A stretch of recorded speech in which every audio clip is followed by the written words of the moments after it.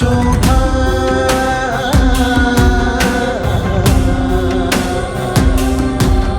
Explores. I explore only the truth, the two for you all. Shobha explores.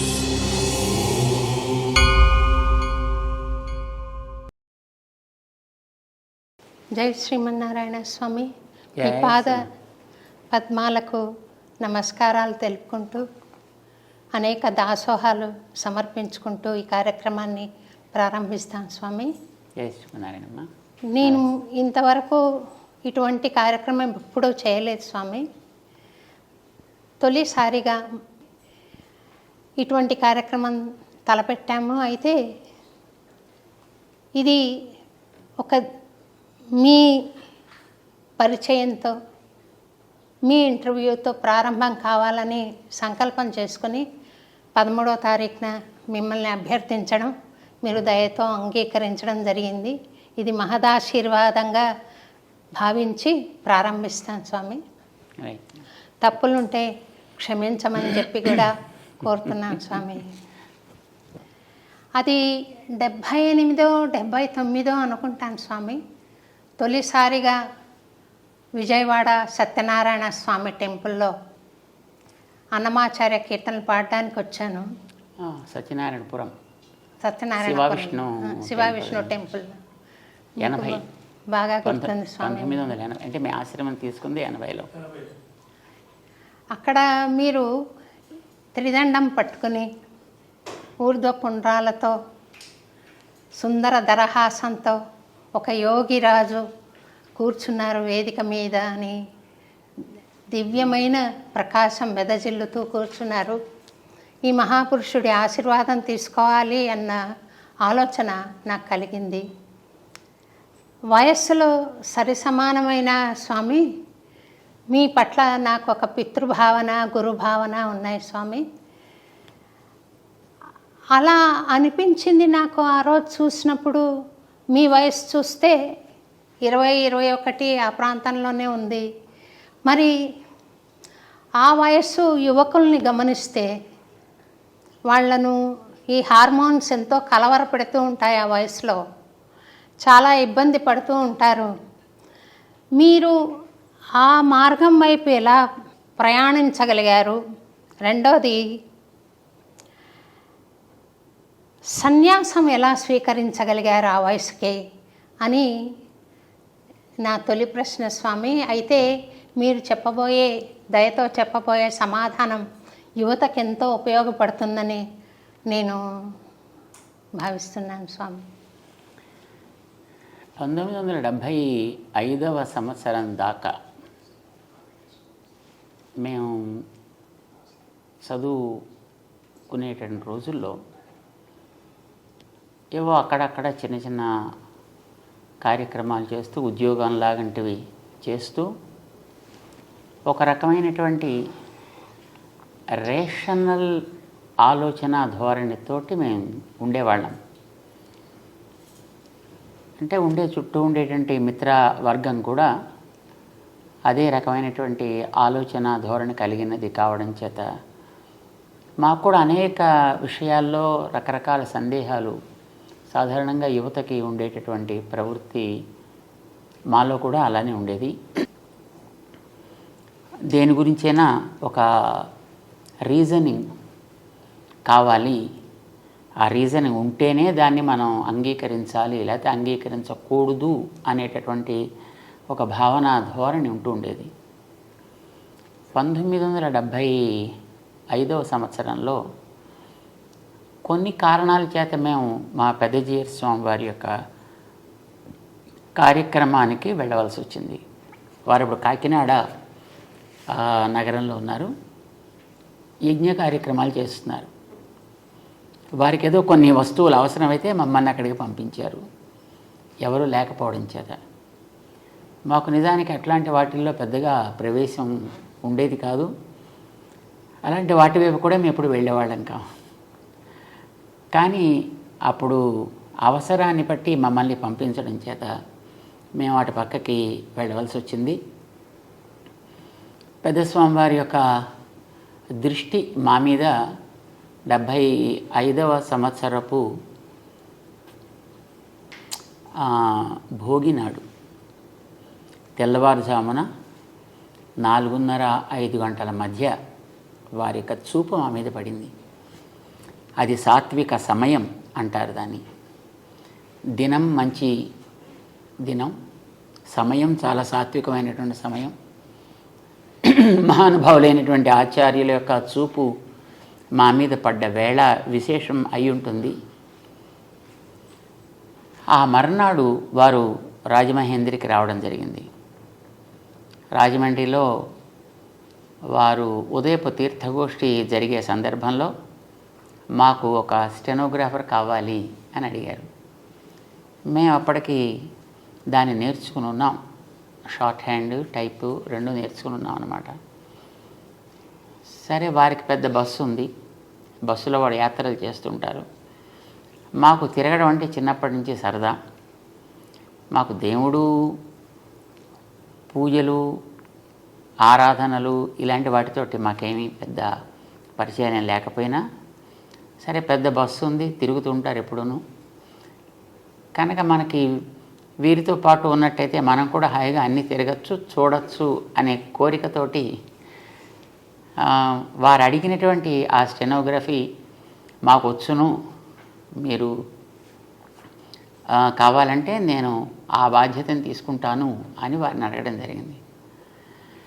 ఆ సందర్భంలో వారు కొంచెం ఆలోచించి, అయితే మీ అమ్మగారి పర్మిషన్ తీసుకుని రావాలి అని చెప్పారు. అమ్మగారిని అడిగాం మేము. కాసేపు ఆవిడ కూడా ఆలోచించి, సరే మంచిదే వెడితే, ఎందుకంటే మా ఆలోచన ధోరణి ఆవిడ కూడా తెలుసును కనుక కాస్త ఇలాంటి వారికి వెనకాతలు ఉంటే కాస్త బాగుపడతాడు అని అనిపించి ఉంటుంది వారికి. సో మమ్మల్ని వెళ్ళడానికి వారు అంగీకరించారు.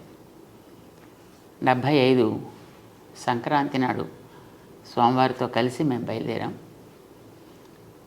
వారు సుమారుగా 2.5 సంవత్సరాల కాలం వారితో పాటు మమ్మల్ని ఉండనిచ్చి, బహుశా అది మాకు ఒక మానసికమైనటువంటి సంస్కారాన్ని ఇవ్వడానికి అయి ఉంటుంది. అది అయిన తర్వాత మా గోపాలాచార్య స్వామి వారిని వారి దగ్గరికి చదువుకోవడానికి పంపించారు ఆశ్రమానికి.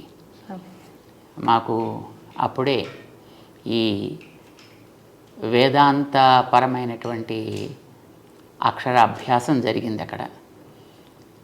ఆ తర్వాత 1980 ఫిబ్రవరిలో తిరుమల కొండ మీద వారు ఒక 1000 కుండాలతో ఒక యాగం జరపాలి అని సంకల్పం చేశారు. పూర్వపు రంగం అంతా దానికి సిద్ధపరిచారు. మన పివిఆర్కే గారు అప్పుడు అక్కడ ఎగ్జిక్యూటివ్ ఆఫీసర్గా ఉంటుండేవారు.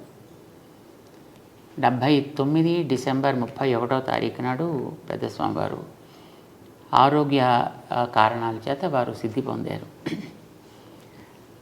అయితే అప్పటికే వారు మమ్మల్ని గోపాలాచార్య స్వామి దగ్గరికి పంపించి కొంత మాకు ఈ పరమైనటువంటి చదువు అది చెప్పి ఉండడం చేత, వారి యొక్క అనుగ్రహ విశేషం చేత, ఆచార్యుల యొక్క దయ అనేది ఎందుకు పనికిరానటువంటి ఒక ఇనప మొక్కని కూడా విలువైనటువంటి వస్తువుగా మార్చగలుగుతుంది అనడానికి మేమే మొదటి ఉదాహరణ అన్నమాట.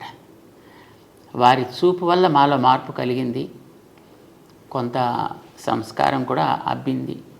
గోపాలాచార్య స్వామి వారు మాకు కావలసినటువంటి పూర్వరంగపు చదువుని అప్పటికే ఆరంభం చేసి చాలా వరకు చెప్పారు.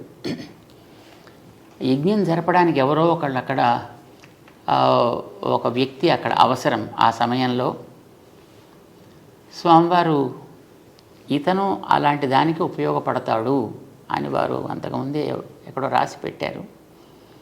సో దాన్ని దృష్టిలో పెట్టుకుని అప్పుడు తిరుమల కొండ మీద ఉండేటటువంటి చిన్నజీయం గారుగా ఉండేవారు గోవిందరామానుజీయర్ స్వామి వారిని, మంచి వ్యక్తి చాలా. సో వారు నరిగటిపాలెం మన పెద్ద స్వామివారి యొక్క బృందావనం ఏర్పాటు చేసిన స్థానం, అక్కడికి వచ్చినప్పుడు ఇతను దానికి ఉపయోగపడతాడు అని వారు అక్కడ నిర్ణయం చేశారు. దాని తర్వాత యథాక్రమం సన్యాసాశ్రమాన్ని ఇవ్వడం అనేది జరిగిందనమాట. సో ఏ రకమైనటువంటి దైవ సంబంధము లేని, ఒక ఆధ్యాత్మిక సంస్కారము లేనటువంటి, ఎక్కడో లౌకికంగా తిరుగుతూ ఉండేటువంటి ఒక వ్యక్తిని గురు కృప అనేటటువంటిది ఒక యోగ్యత కలిగిన వస్తువుగా తీర్చిదిద్ది, వారు ఎంతవరకు కార్యక్రమాన్ని నడిపిస్తూ వస్తున్నారో దాన్ని ముందుకు సాగించి ఆ బాధ్యతని తీసుకోవలసినటువంటి ఒక యోగ్యమైన వస్తువుగా తయారు చేసుకున్నారు.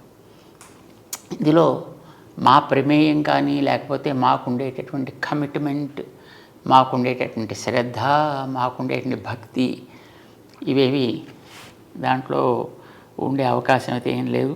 ఎందుకంటే మాకు అలాంటివి ఏం లేవు కనుక అప్పటికి వారి అనుగ్రహమే ఇలా తయారు చేసింది అనేది మేము పరిపూర్ణంగా విశ్వసిస్తాం.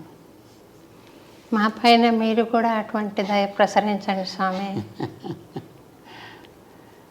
మీరే మీ గురించి అర్హత లేదు అని చెప్పుకుంటుంటే మా బోటి వాళ్ళు ఎలా భావించాలో అర్థం కావట్లేదు స్వామి. మీరు దయించి మీ కరుణ, మీ దయ అందరిపైన ప్రసరింపజేసి అందరూ పనికి వచ్చే మనుషులుగా తీర్చిదిద్దాలి మీరు అని మనస్ఫూర్తిగా నేను కోరుకుంటున్నాను స్వామి. తర్వాత స్వామి, అమ్మగారు ఆశ్రమంలో నేను చాలాసార్లు అమ్మవారి దర్శనం కూడా చేసుకున్నాను. అమ్మగారు పాడిన సీడీ మీరు విడుదల చేసిన రోజున నేను ఆ ఆల్బమ్ అందుకునే మహదవకాశం కూడా నాకు లభించింది. అందులో ఒక పాట, పాల బుగ్గల పసిడి వెన్నెల చిన్నారి ఓ నాన్న అనే పాట చాలా చక్కగా ఉంది స్వామి. మీ గురించి అమ్మ పాడిన పాట. ఒక తల్లికి బిడ్డ మీద ఎంతో వాత్సల్యము, ప్రేమ, అనుబంధం ఉంటుంది కదా. ఆమె మిమ్మల్ని చూస్తూ నా కొడుకు ఇలాగా ఒక సన్యాసి అయ్యారు, జగద్గురువు అయ్యారు, కానీ నా బిడ్డడు, నా పాప ఆయన అనే బంధాన్ని ఆమె మీకు వ్యక్తం చేసుకునే సందర్భము లేదు ఇక్కడ. మీరు ప్రపంచానికి చెందినవారు, మీరు ప్రపంచాన్ని ఆశీర్వదించాలి, ప్రపంచాన్ని నడిపించాలి. ఒక తల్లికి కొడుకుగా మీరు ఎక్కువ పాత్ర పోషించడానికి అవకాశం లేదేమో అని నేను అనుకుంటున్నాను. అటువంటప్పుడు ఆ తల్లి మిమ్మల్ని చూస్తూ కూడా ఈయన జగద్గురువు అనుకుంటూ, ఒకవైపు ఒకసారి నా కొడుకు అనుకుంటూ, ఈ ద్వంద్వ భావాలను ఎలా పోషించి ఉంటారు, మీరు దాన్ని గమనించారా అని ఒకసారి అడగాలని అనిపించింది స్వామి. అంటే మాకు మాతృమూర్తిగా వారు చేసినటువంటి త్యాగానికి, వారిలో ఉండేటటువంటి ఒక ఉదాత్తమైనటువంటి భావానికి నాకు ఎప్పుడు కృతజ్ఞత పూర్తిగా నిండి ఉంటుంది. పాల బుగ్గల పసిడి వన్నెల చిన్నారి నీవేనా, ఉడమి పైన పండు వెన్నెల నింపగా వచ్చితివ నాన్న. పాల బుగ్గల పసిడి వన్నెల చిన్నారి నీవేనా, ఉడమి పైన పండు వెన్నెల నింపగా వచ్చితివ నాన్న.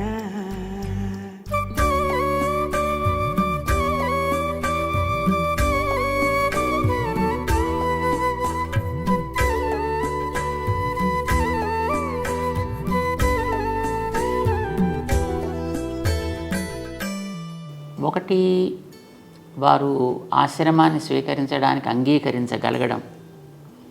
రెండవది, ఆశ్రమం తీసుకున్న తర్వాత ఆయా సందర్భాల్లో ఎప్పుడైనా రావడం, చూడటం జరిగినప్పుడు వారి యొక్క ప్రవృత్తి, వారిలో ఉండేటటువంటి ఒక భావ ఉద్వేగం ఎలా ఉండేది అనేది. సో ఇవి రెండు అంశాలు ఇందులో.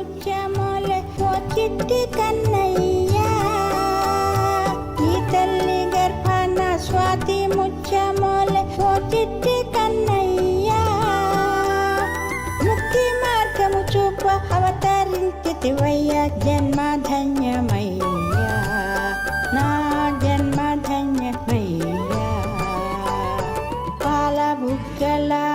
పసిడి వన్నెల చిన్నారి నీవేనా పుడమి పైన పండు వెన్నెల నింపగా వచ్చితివా నాన్న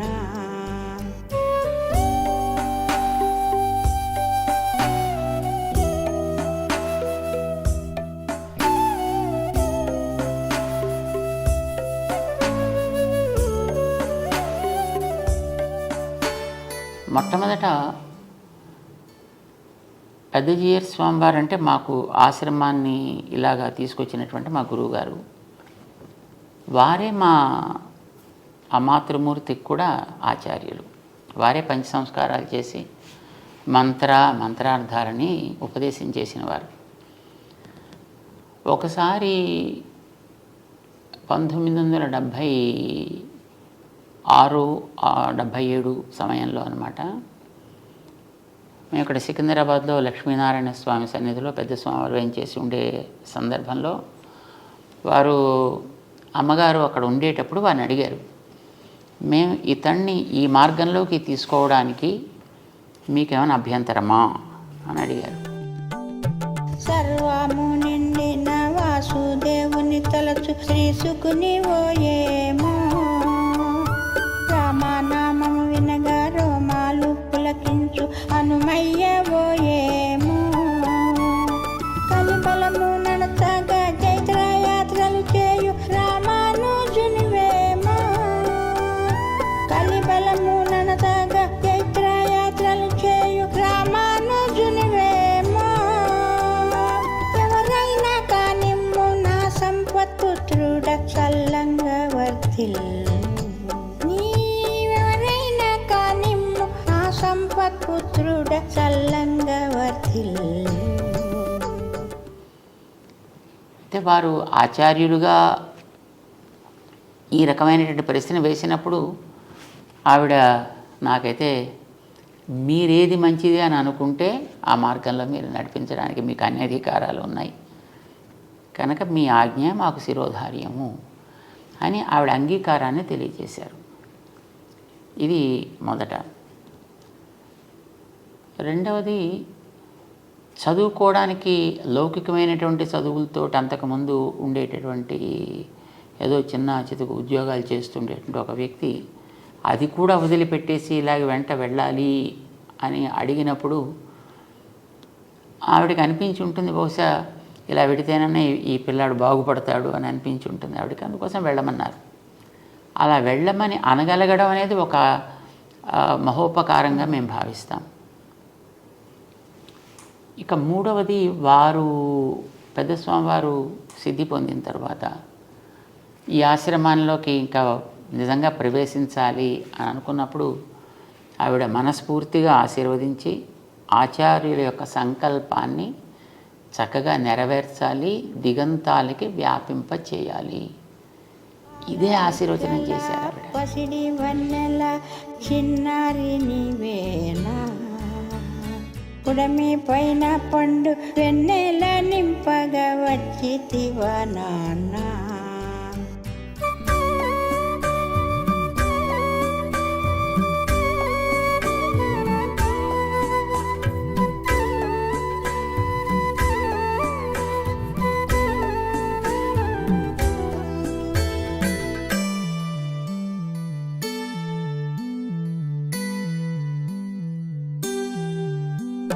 నిద్రాహారాలను నియమించుము గాని నిరసించకయ్యా నీ రూపు నీ చూపు నీ పలుకు నడకాలే నాకు ప్రాణమయ్యా దాసురాలను కాదే అది వారిలో ఉండేటువంటి ఔదార్యం. సాధారణంగా ఇలా ఎవరైనా పిల్లవాడు లాంటి కార్యక్రమాలకు పెడతానంటే తల్లి ఆశీర్వదించడం అది ఉంటుంది. తర్వాత ఎప్పుడైనా మా దగ్గరికి ఎక్కడైనా కార్యక్రమాలు జరిగేటప్పుడు కానీ లేదా ఆశ్రమంలో ఏదైనా ప్రవచనాలు అవి జరుగుతుండేటప్పుడు కానీ వారు కూడా అవకాశం ఉంటే వచ్చి అక్కడ కొన్ని రోజులు ఉండడం జరుగుతుండేది. కానీ అలా ఎప్పుడైనా వచ్చినప్పుడు ఇక్కడి నుంచి ఏదో ఆశించేటువంటి ప్రవృత్తి ఎప్పుడు కూడా వారిలో లేదు. వారు ఎప్పుడు వచ్చినా అక్కడేదో కొంత సమర్పణ చేసి ఆ కార్యక్రమానికి వారు ఉండడానికి అయితే జరిగే కార్యక్రమం కోసమను. ఆ తర్వాత వారు ఉన్నంత వరకు అక్కడ ఉండి ఈవెన్ అలాంటి సమయంలో కూడా వారు ఇంకా బాగా చేయాలి, ఇంకా బాగా చేయాలి, ఇంకా బాగా జరగాలని ఆశీర్వదించేవారు. ఎప్పుడైనా అప్పుడప్పుడు ఈ దీపావళి పండుగ అలాంటివి ఏమైనా వచ్చినప్పుడు ఉత్తరం రాస్తూ ఉండేవారు. ఒకవేళ మన దగ్గర లేని సందర్భం ఎప్పుడైనా ఏర్పడితే అలా రాసినప్పుడు కూడా ఉత్తరంలో మొదటి చివరి దాకా ఆచార్యుల యొక్క గొప్పతనం, ఆ ఆచార్యుల యొక్క మార్గాన్ని నడిపించే బాధ్యత తీసుకున్న వ్యక్తిగా నీ బాధ్యత ఏమిటి, ఎలా ఉండాలి, ఇంకా బాగా చేయాలి, ఇంకా బాగా అందరికీ చెప్పాలి, ఇంకా ఈ మార్గాన్ని మనం విస్తరింపచేయాలి. ఇదే వారిప్పుడు కూడా మాట్లాడుతూ ఉండేవారు తప్ప ఇతరమైన లౌకికమైనటువంటి విషయాల గురించి కానీ కుటుంబపరమైనటువంటి విషయాల గురించి కానీ ఎప్పుడూ ప్రస్తావన వారు చేసేవారు కారు. ఇక మేము ఉండే స్థానాల్లో ఎప్పుడైనా వారు ఉంటే రోజు హారతి ఇస్తూ ఉండేవారు. ఆ హారతి ఇచ్చేటప్పుడు కూడా వారికి తను నా పిల్లవాడు అనేటువంటి భావన కంటే కూడా ఆచార్య స్థానంలో ఉన్నటువంటి ఒక వ్యక్తిగానే వారు భావించారు తప్ప తన పిల్లవాడని వారు భావించినట్లుగా ఎప్పుడు కూడా మేము ఫీల్ అవ్వలేదు అలాగా. సో ఇది వారిలో ఉండేటువంటి సంస్కార విశేషం. వారు ఆ రకంగా మాకు ప్రోత్సాహాన్ని జరిగే కార్యక్రమంలో ఇంకా బాగా జరపాలి అని ఎప్పుడు ఇస్తుండేవారు. చేత మేము కూడా ఎప్పుడు ఏ రకమైనటువంటి ఇతర ఆలోచన చేయాల్సిన అవసరం వారు కలగనివ్వలేదన్నమాట. కూర్చోలేదు స్వామి. అయితే వారి పాటలో మీరు చాలా శ్రమ పడుతున్నారు, సమయానికి ఆహారం కూడా తీసుకునే వీలు లేకుండా శ్రమిస్తున్నారు, తగిన నిద్రపోవట్లేదు అన్న ఒక న్యాచురల్గా ఒక తల్లికి ఎలాంటి భావన వస్తుందో అది వ్యక్తం చేశారు స్వామి. మేమందరం కూడా ఆ భావనను ఫీల్ చేస్తుంటాం. స్వామి ఇంతగా తిరుగుతుంటారు, ఇంతగా బోధన చేస్తూ ఉంటారు, ప్రవచనాలు చెప్తుంటారు, కార్యక్రమాల్లో నిమగ్నమై ఉంటారు. సమయానికి ఇప్పుడే చూసాము, ఇంతసేపు అయ్యాక మీరు ఎప్పుడో ఆహారం తీసుకోవడం అనేది మీ ఆరోగ్యం చాలా ముఖ్యం కదా స్వామి. మీరు క్షేమంగా ఆరోగ్యంగా ఉంటే ఇంకా ఎన్నో ఏళ్ళు మీరు సేవ చేయడానికి వీలవుతుంది అన్న భావన కలుగుతుంది స్వామి. ఆమెకు కూడా ఉందేమో ఆ మాట మీరు కొంచెం గమనించాలి. తల్లిగా వారికి ఆ రకమైన భావన ఉండడం అనేది సహజం. ఎవరికైనా ఒక అభిమానం ఉండేటప్పుడు ఆ వ్యక్తి ఎప్పుడు కూడా ఆరోగ్యంగా ఉండాలి, సుఖంగా ఉండాలి అని అనిపిస్తుంది. అయితే వారి యొక్క అభిమానం అనేటటువంటిది మాకు ఒక గొప్ప ధైర్యం. మేము చేయవలసిన కర్తవ్యాలు, మేము చేయవలసిన బాధ్యతలు మాకు ఉంటాయి కనుక దాన్ని మేము ఎప్పుడు కూడా అది కష్టం అని అనుకుంటే అనారోగ్యానికి దారితీస్తుంది, అది ఇష్టం అని అనుకుంటే ఆనందంగా ఉంటుంది. చాలా కరెక్ట్ స్వామి అన్నమాట. ఏదైనా ఇది మనది, మన పని అని అనుకున్నప్పుడు దానికి రాత్రి పగలు, నిద్ర, ఆహారం, ఆకలి అనేవి సెకండరీ అవుతాయి. ఇది మనకేదో ఒక ఉద్యోగం లేకపోతే ఏదో మనకు ఒక బాధ్యత మన ఎత్తి మీద పడింది, అబ్బా కొండ బరువు మొయ్యాలి అని అనిపిస్తే మాత్రం అందులో ప్రతి క్షణం కూడా అది మనకి మానసికమైనటువంటి ఒక క్లేశాన్ని కలిగిస్తుంది. ఏదైనా నాది ఇది అని అనుకున్నప్పుడు అది బహుశా అది ఎప్పుడు కష్టాన్ని అనిపించదు. అంచేత మేము ఏదైనా పనుల్లో ఉండేటప్పుడు ఒక్కొక్కసారి మాకు రాత్రి 1 గంట 2 అయిపోతూ ఉంటుంది. దాని తర్వాత ఎప్పుడైనా ప్రసాదం తీసుకోవడానికి ఒక్కోసారి సమయం కుదరదు. ఏదో బయటికి వెళ్ళి జనాలతో తిరుగుతూ ఉంటే ఇంకా అది పూర్తి అయిన తర్వాత తప్ప లోపలికి రావాలి అని అనిపించదు. అక్కడ ఒక 10 మంది జనం ఉంటే ఆ 10 మందిని మనం క్లియర్ చేసేసి వాళ్ళని పంపిస్తే తర్వాత మనం ఏదో మన కార్యక్రమం చూసుకోవచ్చు అని అనిపిస్తుంది. బయట ఒకళ్ళు మన కోసం ఎదురు చూస్తూ కూర్చున్నారు అంటే అది కొంచెం మాకు రెస్ట్లెస్గా అనిపిస్తుంది. సో వీలైనంతవరకు ఎప్పుడు కూడా అలాగే బయట ఉండేవాళ్ళని క్లియర్ చేసేసాకనే తర్వాత మేము మా కార్యక్రమాలకు పెడుతుంటాం. కొంచెం ఆలస్యం అయితే అవుతుందని అనే ఉద్దేశంతో. ఇది సహజంగా ఉండే ప్రేమ కలిగిన వాళ్ళకి అది అయ్యో కష్టం అని అనిపిస్తుంది. అది సహజం. బట్ అది బహుశా మేము అనుకుంటాం అది ఒక రకమైన ఆశీస్సు అని అనుకుంటాం. అయితే స్వామి, ప్రకృతి ధర్మం ఒకటి ఉంటుంది కదా శరీరం మీద. అందుకని మేమేం అనుకుంటున్నాం అంటే, మీ భక్తులు, మీ అనుయాయులు మేమంతా ఏమనుకుంటామంటే, అర్చక స్వాములు తిరుపతిలో స్వామిని కొలువు ఉన్న సేవలో ఆశీర్వదిస్తారు. నిత్యైశ్వర్యో భవ అని. మీకు దీర్ఘాయుష్షు కలిగి మీరు నిరంతరము ఈ సేవలో నిమగ్నమై ఆరోగ్యంగా ఆనందంగా ఉండాలి అని మేమంతా కూడా స్వామికి అనేక ప్రార్థనలు చేస్తాం స్వామి. అదే అదే అదే మాకు బలం, అదే మాకు నిజమైన ఆహారం, అదే మాకు నిజమైన సంతోషం కూడా కలిగిస్తూ ఉంటుంది.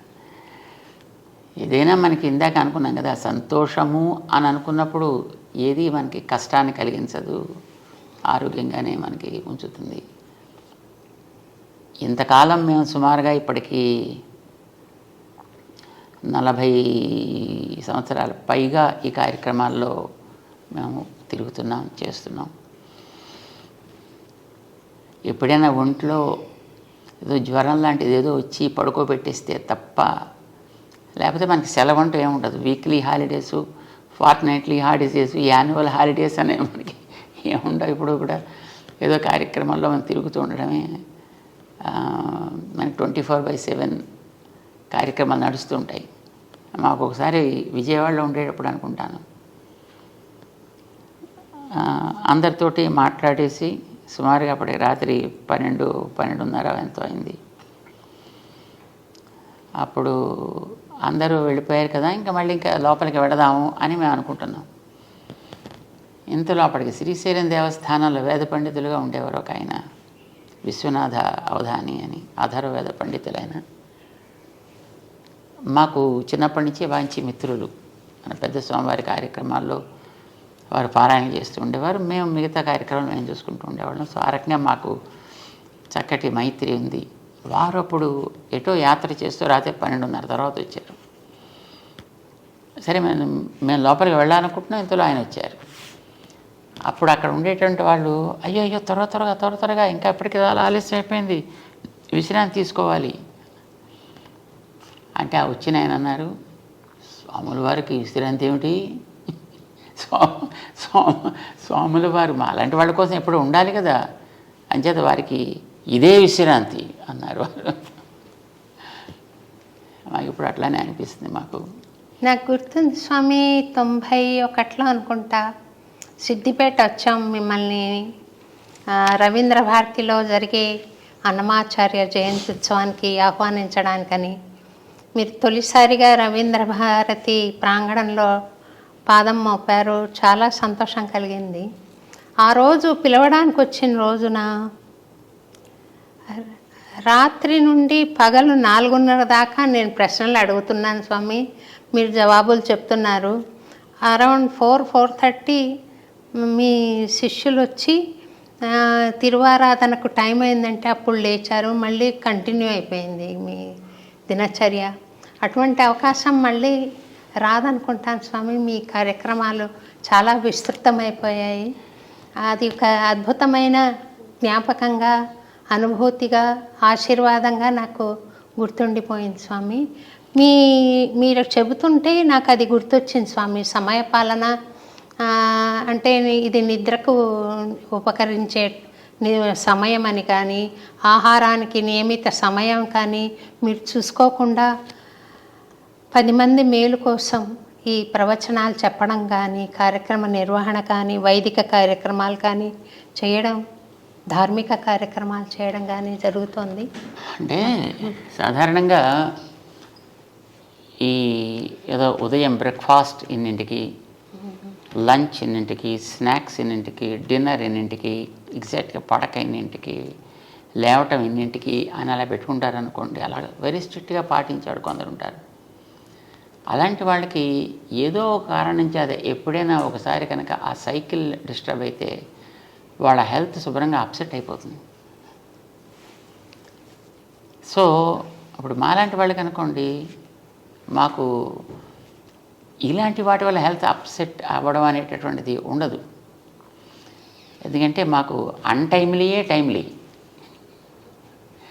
ఎప్పుడు పడుకోవడం అనేది ఒక్కొక్కసారి మేము 3ంటికి పడుకుంటాం అనుకోండి, మళ్ళీ పొద్దున్న 5ంటికి కార్యక్రమం ఉందంటే మళ్ళీ మేము వెంటనే లేచి మళ్ళీ పరిగెట్టాల్సి వస్తుంది. సో అప్పుడు మరి నిద్ర ఎక్కడ పోతారు? బాడీకి నిద్ర కావాలి కదా. అంటే ఇలా మాట్లాడుతూనే ఒక్కోసారి నిద్రపోతుంటాం, నడుస్తూ నిద్రపోతుంటాం. మీకు ఏదైనా యోగ సూక్ష్మం తెలుసేమో అని నేను అనుకుంటున్నాను స్వామి. మనకంటూ ఏది ఉండదు అని అనుకోవడం యోగ సూక్ష్మం. స్వామి, మనం ఉండేది సమాజం కోసం. సమాజం అనేది దైవ స్వరూపం అని మేము భావిస్తాం. భగవంతుడి యొక్క దివ్యమంగళ విగ్రహమే ఈ సమాజం అంతా, ఈ ప్రపంచం అంతా. మనం దాంట్లో ఉన్నాము అని అంటే మనం భగవంతుడి కోసం ఉన్నామని అర్థం. మనం దాంట్లో పనిచేస్తున్నాం అంటే భగవంతుడి సేవలో ఉన్నాము అని అర్థం.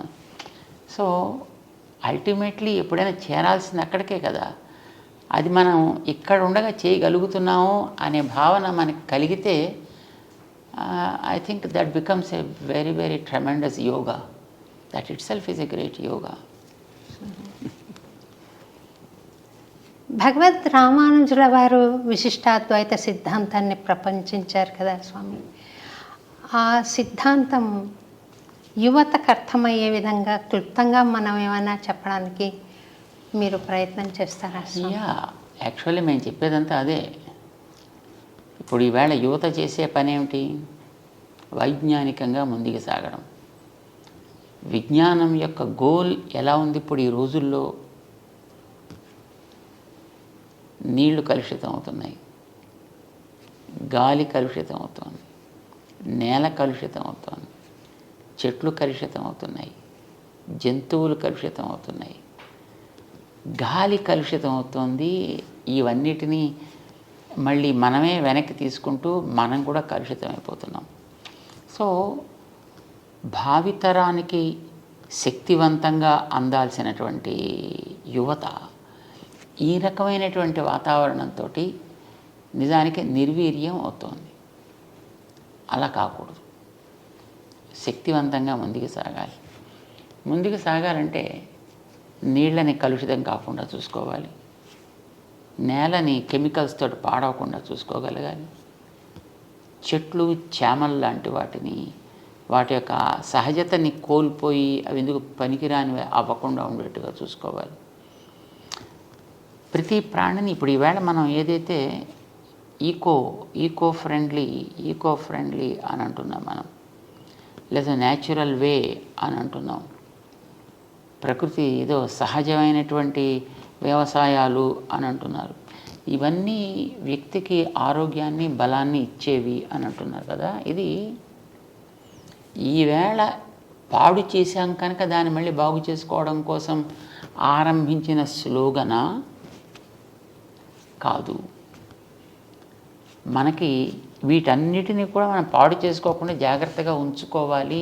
తద్వారా మనని కూడా మనం సమర్థులుగా తయారు చేసుకోగలగాలి అనేది విశిష్టాద్వైతానికి మాత్రమే తగుతుంది.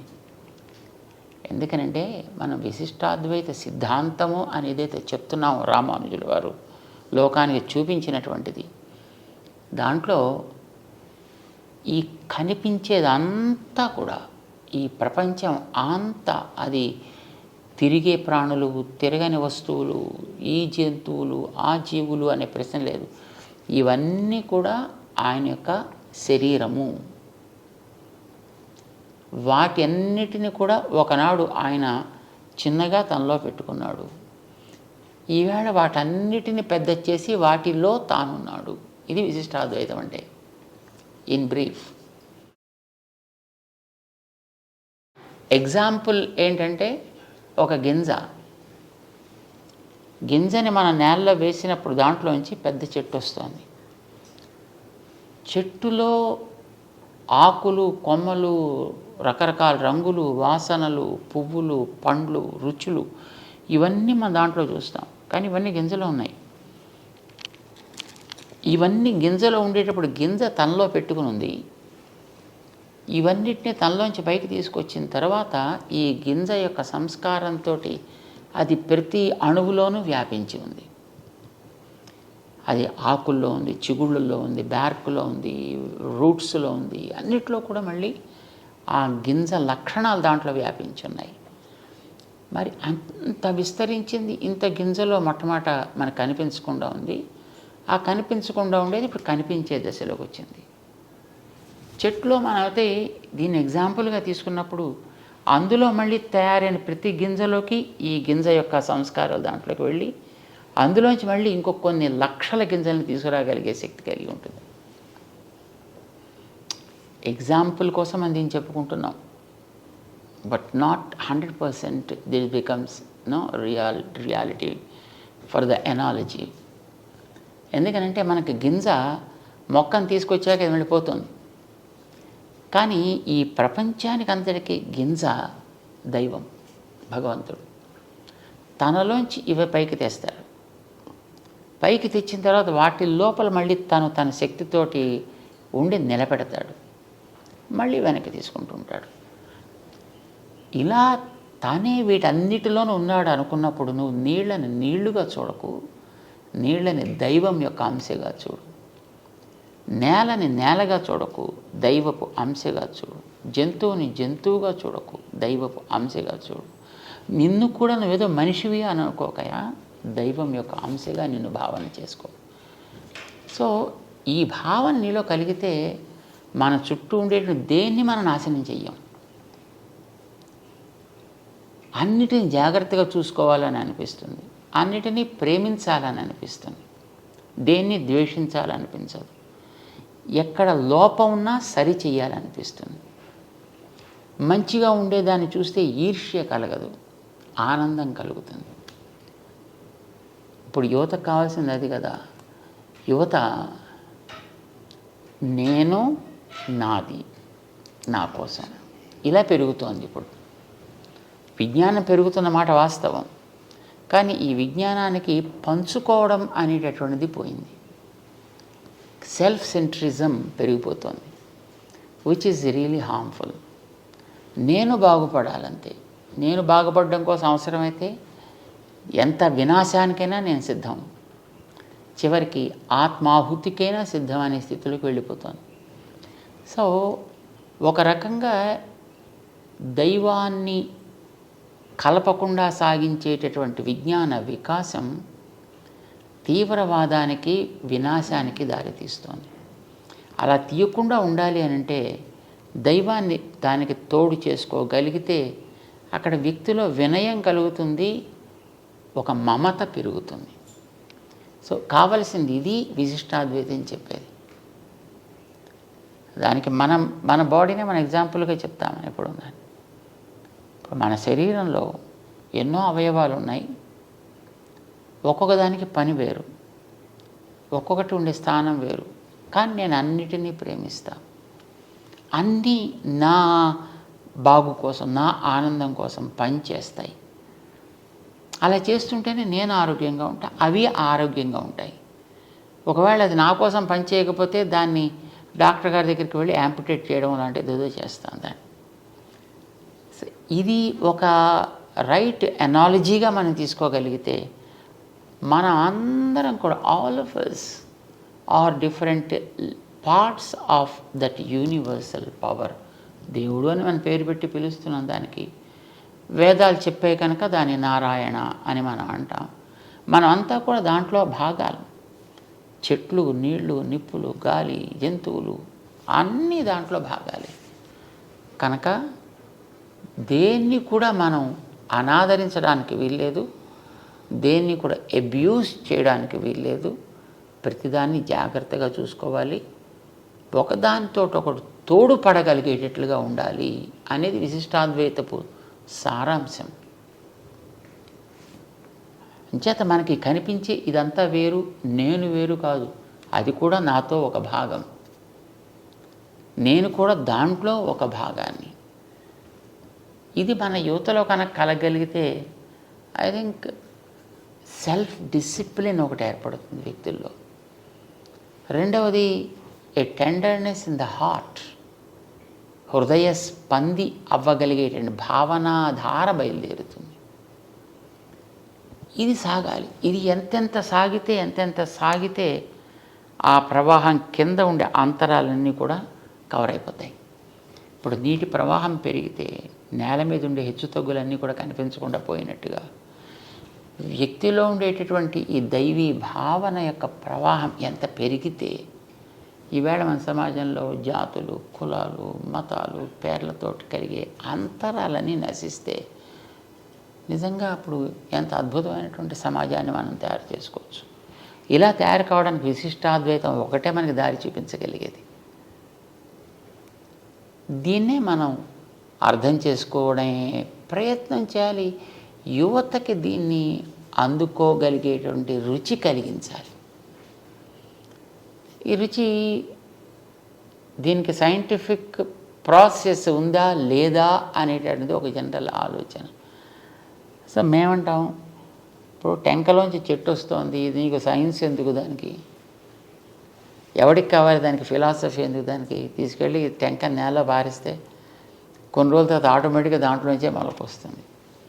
సో ఈ సిద్ధాంతాలని మనం ఏదో ఒక రకంగా చదువు ద్వారా కావచ్చు, లేదు వాడికి వినగలిగేటటువంటి ఏదో ఒక మార్గం ద్వారా వాళ్ళ చెవుల్లో కనుక మనం దీన్ని వేయగలిగితే క్రమంగా ఒకనాటికి అది మొలకెత్తి మహామానై పెరగచ్చు. చాలా బాగుంది స్వామి. ఆ మంచి రోజు వస్తుందని ఎదురు చూద్దాం స్వామి. తప్పకుండా రావాలి కదా, అది రావాలి. నేను ఒకసారి నాకు రాఖీ తమ్ముడు అక్కడ ఉన్నాడు స్వామి, వాడి పెళ్లి చూపులకు వెళ్ళాను. ఆ అమ్మాయిని తీసుకొచ్చారు. వాళ్ళ ఇంట్లో ఒక అరలో ఎర్ర మూట, ఒక పెద్ద మూట ఉందన్నమాట. నాకు దాని మీద ఆశ్చర్యం కలిగింది. ఏమిటి పూజా మందిరంలో ఆ మూట అని అడిగాను. అది భగవద్గీత అండి అన్నది. చదువుతావా నువ్వు అని అడిగితే లేదు పూజ చేస్తాము అన్నది. అలాంటి యువత మనకున్నారు స్వామి. అది పూజకు యోగ్యమే అనుకుంటారు, కానీ అది అర్థం చేసుకుని ఏంటి అందులో ఉంది అని ఆలోచన చేసే యువత లేదు కదా. మరి ఇటువంటి తత్వాన్ని మనం వాళ్ళకి చెప్పాలి అని అంటే మీరు స్టెప్ 1, స్టెప్ 2, స్టెప్ 3, స్టెప్ 4 అలా ఏదైనా ఒక చిన్న సాధన యువతకి ఈ సందర్భంగా మీరు ఒకసారి దయచేయగలుగుతారా? దయచేసి మీరు ఇచ్చిన ఆ దృష్టాంతంలో పూజా మందిరంలో ఎర్రటి మూట ఒకటి, ఇంకా అది మనకి తెలిసినా అదేమిటో తెలియకపోయినా దాన్ని బయట పారేయకుండా అట్టే పెట్టని సంతోషించాలి మనం. వస్తువు అంటూ అక్కడ ఉంటే ఇవాళ కాకపోతే రేపటికైనా దాన్ని వాడుకోగలిగేటువంటి అవసరం తప్పకుండా వస్తుంది. సాధారణంగా అనుకున్న పనులు అనుకున్నట్టుగా సాగుతూ ఉన్నంత వరకు ఎవ్వడికీ కూడా దైవాన్ని గురించి ఆలోచించాల్సినటువంటి సన్నివేశం ఎదురవ్వదు. ఎప్పుడైనా జీవితంలో ఎదురు దెబ్బ తగిలినప్పుడే ఆలోచన ప్రారంభమవుతుంది. నేను ఏమిటి, ఎందుకు నాకు ఇలా ఎదురు దెబ్బ తగిలింది, నాకు అన్ని సౌకర్యాలు ఉన్నాయి, అన్ని వసతులు ఉన్నాయి, అన్ని వనరులు ఉన్నాయి, అన్నిటిని వాడుకోగలిగే శక్తి నాలో ఉంది, అయినా ఎందుకు ఇది ఫెయిల్ అయింది? ఈ ఆలోచన మనిషిలో వచ్చినప్పుడే జిజ్ఞాస అంటాం కదా, ఇది కలిగినప్పుడే నిజంగా మనిషికి మనం అర్థం కావాల్సింది ఏదో ఇవ్వగలుగుతాం.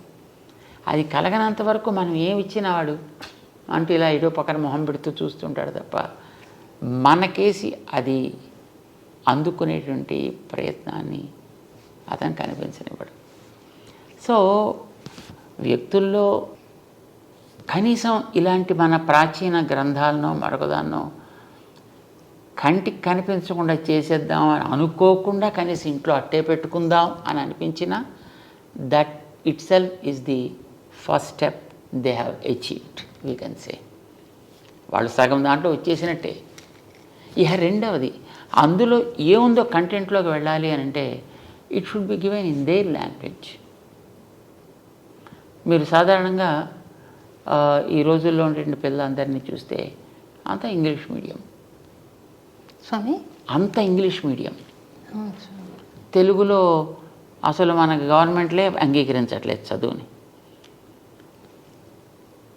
ఇంగ్లీష్ భాష వాడికి రావాలని తల్లిదండ్రులకు ఉంటుంది, నేను ఇంగ్లీష్లో మాట్లాడాలని వాడికి అనిపిస్తుంది. నోరు విప్పితే అన్ని అబద్ధాలే కావచ్చు, కానీ వాడు ఆ అబద్ధాలని ఇంగ్లీష్లో చెబుతుంటే అబ్బా అబ్బా అబ్బా అబ్బా అని చాలా వినబులుగా ఉంటాయన్నమాట. సో ఇంగ్లీష్లో అందుకుంటే వాడికి అదేదో నేను గొప్ప పని చేస్తున్నాను అని అనిపిస్తుంది. ట్రెండ్ అదే క్రమంలో ఉండేటప్పుడు మనం అందించదలుచుకున్నటువంటి అంశాలను కూడా మనం ఆ భాషలో కొంతవరకు అందించే ప్రయత్నం చేస్తే పర్లేదు మన భాషే కదా, అత్యత బహుశా ఇందులో మనకు ఉపయోగించేది కూడా ఏదైనా ఉందేమో అనే ఆలోచన వాళ్ళలో రావడానికి మనం అవకాశం కల్పించిన వాళ్ళు అవుతాం. సరే, చదివిన తర్వాత వాడికి అది పూర్తిగా అర్థమవుతుందా, ఆచరించగలుగుతాడా అనేది that's altogether a different thing. At least దాంట్లోకి వెళ్ళి దాన్ని చదవాలి అని అనిపించాలన్నా వాడికి అందుబాటులో అర్థమయ్యేటట్టు ఉండేటువంటి పాట కింద దాన్ని మలచాలి. ఇప్పుడు చూడండి, మనం ఉత్తరాదికి వెళితే తులసీదాస్ రామాయణాన్ని అందరూ చదువుతుంటారు, ఆల్మోస్ట్ అందరికీ వచ్చి ఉంటుంది. వాళ్ళ భాషలో ఉండడం చేత వాడికి త్వరగా నేర్చుకోవడానికి ఒక ఉత్సాహం వాళ్ళ కలిగిస్తుంది. వాళ్ళకి అర్థమయ్యే భాషలో వస్తే బాగుంటుందని అనిపిస్తుంది. అలా ఉంటే చదువుతాడా లేకపోతే ఇంకో భాషలో చదవకూడదా అనేది ప్రశ్న కాదు. జనరల్గా అనిపించేటువంటి పద్ధతి నా భాషలో అర్థం కావాలి. మరి పిల్లలంతా ఇంగ్లీష్ మీడియంలో ఉండేటప్పుడు మీ గ్రంథాలు మీరు తెలుగులో ఇస్తారంటారు అనుకోండి, దాని రీచ్ ఉండదన్నమాట. ఇది మనకి నిజానికి ఉత్సాహం జనాల్లో కలిగించాలంటే ఆ వాతావరణాన్ని మనం క్రియేట్ చేసి దాన్ని చక్కగా పొద్దున్నే రోజు శుద్ధి మనమే దాన్ని ఎలా చేసుకోవాలో చెప్పి, ఇది కనుక మనం చేయగలిగితే యువతలో అర్థం చేసుకోగలిగే అవకాశం ఏర్పడుతుంది. మీరు తెలుగులో ఉందనుకోండి, లేదా సంస్కృతంలో ఉందనుకోండి, లేదా తమిళంలో ఉందనుకోండి, లేదా ఇంకో భాషలో ఉందనుకోండి, దానివైపు వెళ్ళేటువంటి యువత, అర్థం చేసుకునేటువంటి యువత పర్సంటేజ్ ఉండొచ్చు, కానీ చాలా తగ్గిపోతుంది. ఏదైనా వాళ్ళ భాషలో మనం అందించగలగడం అనేటటువంటి చాలా ప్రధానం. మన దేశంలో ఇప్పుడు అన్ని భాషలు ఉంటున్నాయి కనుక అన్నిటి లోపలికి డీటెయిల్స్లోకి వెళ్ళకపోయినా మీకు ఒక 5-6 లాంగ్వేజెస్ మీరు సెలెక్ట్ చేసుకోండి, అంతవరకు దాన్ని దాంట్లో ఇవ్వండి, వాడికి డౌట్ రాదు కదా. సో ఇది మనకి యువతకి ఇచ్చేటటువంటి విధానం ఎప్పుడు కూడా వాళ్ళ భాషలో ఇవ్వడం అనేది చాలా అవసరం. రెండవది, వాళ్ళలోంచి మనం ఒకళ్ళిద్దరిని పికప్ చేసుకుని వాళ్ళ ద్వారా వాళ్ళకి అందడం కూడా చాలా ఇంపార్టెంట్. అలా ఇవ్వగలిగితే కూడా వాళ్ళలో చాలా త్వరగా దాన్ని అర్థం చేసుకోగలిగే స్థితి ఏర్పడుతుంది. నవేడేస్ ఆల్సో యువతలో కూడా చాలా బుద్ధిమంతులైనటువంటి పిల్లలు ఉన్నారు, చక్కగా గౌరవించేటువంటి వాళ్ళు, మంచిగా దాన్ని పైకి తీసుకువెళ్ళాలి అనుకునేవాళ్ళు లేకపోవడం అయితే లేదు. కానీ మీరు అన్నట్టుగా విజిబిలిటీ అది మనకి తగ్గుతున్నారు. అంటే జీవితంలో ఇంకొక డైమెన్షన్ ఉంది, పరమార్థం ఉంది అన్న ఆలోచన 99 మందికి లేదే అనుకుంటాను స్వామి. వాళ్ళకి అటువంటి వాళ్ళకి మనం ABCD అని చాలా సింప్లిఫై చేసి మనం ఈ సాధనా క్రమాన్ని వాళ్ళకి అందించే ప్రయత్నం మీ బోటి వాళ్ళు చేస్తే చాలా బాగుంటుందేమో అని నేను అనుకుంటున్నాను. చేయాలంటే వాళ్ళకి మనం we have to conduct classes to those people. పిల్లలకి మనకి ఎప్పుడెప్పుడు వాళ్ళకి లాంగ్ వీకెండ్స్ దొరుకుతాయో లేదా హాలిడేస్ ఉంటాయో అలాంటి టైంల్లో వాళ్ళకి మనం ఇలాంటి వాటిని మనం కండక్ట్ చేయగలిగితే డెఫినెట్లీ వాళ్ళలో మార్పు వస్తుంది. ఇప్పుడు మన వాళ్ళు సమ్మర్ క్యాంప్స్ కండక్ట్ చేస్తుంటారు, ఆ క్యాంప్స్లో కొంతమంది పాల్గొంటుంటారు డిఫరెంట్ ఏరియాస్లో. క్యాంప్ అయిన తర్వాత వాళ్ళ ప్రవర్తనలో చాలా రకాల మంచి మార్పులు వస్తాయి. సో కండక్ట్ చేయడం ఈజ్ ఆల్వేస్ అడ్వైజ్డ్. మీరు ఒకసారి దసరా నవరాత్రుల్లో దుర్గాష్టమి రోజు అన్నమయపురం దయచేశారు స్వామి మా ఆహ్వానం మీద. ధైర్య అవార్డు ఇవ్వడానికి వచ్చారు మీరు. ఎస్. అప్పుడు దుర్గామాతని మీరు మా మేనత్త గారు ఆవిడ అని అన్నారు. చాలా సంతోషంగా, ఒక చమత్కారంగా మాకు బాగా అందరికీ బాగా అనిపించింది స్వామి. వారు మేనత్త అని మీరు అంటుంటే, అంతలా ఆత్మీయ భావన ఎక్స్ప్రెస్ చేస్తుంటే, నేను చరిత్రను ఒకసారి పరిశీలిస్తే కులోత్తుంగ చోళుడు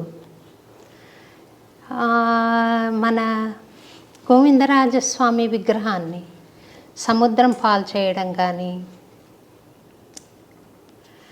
ఇలా పాల్కురికి సోమనాథుడు విష్ణు సహస్రనామాల్లో అధోక్షజ అన్న నామాన్ని వక్రంగా వ్యాఖ్యానించడం కానీ బాధ కలిగిస్తాయి. ఇది ఏమైనా మనం విష్ణుమూర్తిని స్మరించడం ఒక పార్టీలాగా అవుతుందా స్వామి? శివుడు కూడా సమానమేనా, లేకపోతే విష్ణువు ఎందుకు అలాగా తోసేశారు వాళ్ళు? ఈ శైవులు అలా చేయడం కానీ, అలాగే ఒక అపోహ ఉంది స్వామి. భగవద్ రామానుజుల వారు చాలా శైవ క్షేత్రాలను వైష్ణవ క్షేత్రాలుగా మార్చారు అన్న అపోహ ఉంది. ఈ ఇంటర్వ్యూ ద్వారా, మీ ద్వారా వాటిని ఆ అపోహ తొలగించాలి అనే ప్రయత్నంలో ఈ ప్రశ్నను అడుగుతున్నాను స్వామి నేను. రామానుజుల వారు వైష్ణవాలయాలుగా శైవాలయాల్ని మార్చడము అనేటటువంటిది చరిత్రకి దూరమైనటువంటి అంశం. ఎప్పుడు ఎక్కడ దేన్ని అలాగ మార్చినటువంటి సన్నివేశాలు మన చరిత్రలో లేవు. ఇప్పుడు ఇంకా అందులోకి మార్చుకున్న ఉన్నాయి. ఇప్పుడు కులోత్తుంగ చోళుడి యొక్క సన్నివేశమే చూసినట్టయితే అది ఒక అద్భుతమైనటువంటి వైష్ణవ క్షేత్రం. దాన్ని అతను కేవలం శివాలయం కింద దాన్ని కన్వర్ట్ చేయడం జరిగింది. అయితే ఆ చేయడం అనేటటువంటిది వైష్ణవ సంప్రదాయం మీదో శైవ సంప్రదాయం మీదో అవగాహన ఉండి కానీ, దాని మీద భక్తి ఉండి కానీ చేసినటువంటి వ్యక్తి కాడతను కేవలం రాజకీయ లబ్ధి కోసం చేసినటువంటి పని. అది అతను కేవలం తనకి రాజకీయంగా ఆనాడు కలగాల్సిన ఒక గుర్తింపుని తెచ్చుకోవడం కోసం చేసినటువంటి పని. అది అనవసరంగా వీళ్ళ మధ్య తను చిచ్చు రేకెత్తించి దాని ఫలితం పొందాలి అని అనుకున్నాడు ఆయన. దానికోసం ఆయన వాడుకున్నాడు చిదంబర క్షేత్రాన్ని. నిజానికి చిదంబర క్షేత్రం అతి ఉత్తమమైనటువంటి వైష్ణవ క్షేత్రం. దానికి చరిత్ర చెప్తోంది. దాన్ని పార్వతికి శివుడికి ఒకనాడు సహజంగా అప్పుడప్పుడు ఏదో చిన్న చిన్న మాట వస్తుంటాయి కనుక ఇద్దరు కూడా మంచి నాట్యంలో అద్భుతమైనటువంటి ప్రవేశం కలిగిన వాళ్ళు కనుక ఇందులో ఎవరు ఎక్కువ అద్భుతంగా చేయగలరు, నువ్వా నేనా అనే పోటీ ఏర్పడ్డప్పుడు మన నిర్ణయం చేసే వ్యక్తులు ఎవరో కావాలి కదా. అంచేత విష్ణువు నిర్ణయం చేస్తాడు. ఎందుకంటే ఆయన నాట్య శాస్త్రానికి ఆది గురువు విష్ణువు.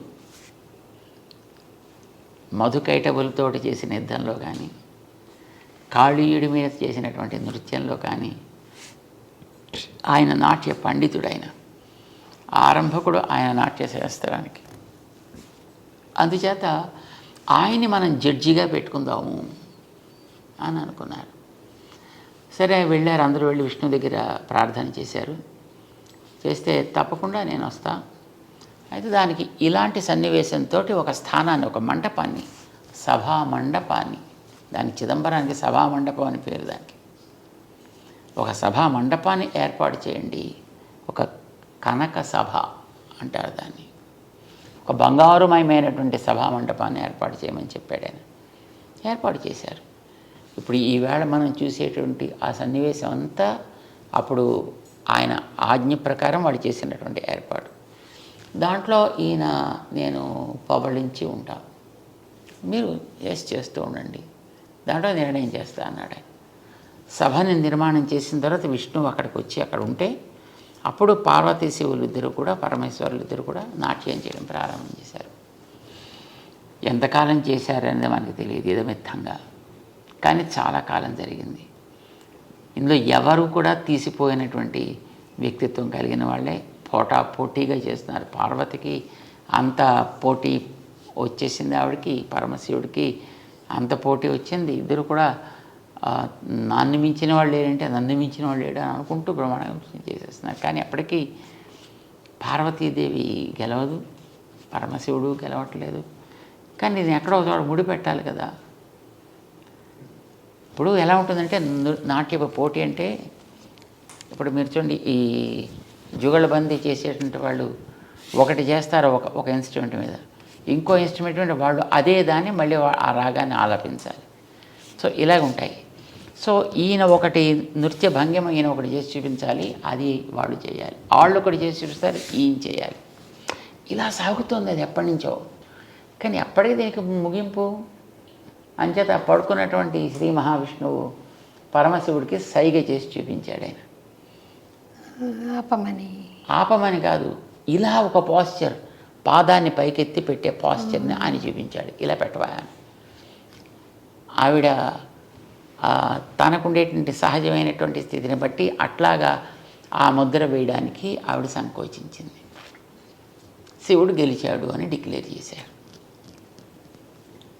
ఆ సందర్భంలో నిజానికి అది దేవతల ప్రార్థనతో విష్ణు పాపం శివుడిని గెలిపించాల్సి వచ్చింది ఆ భంగిమ చూపించి.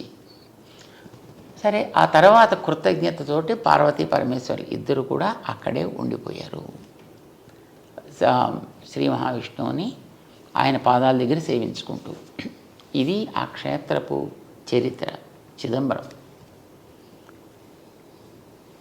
ఇందాక మీరు చెప్పాను చూడండి, ఆ కులోత్తుంగ చోళుడు ఉన్నాడే, అసలు అతను చోళ వంశానికి చెందినవాడు కాడు.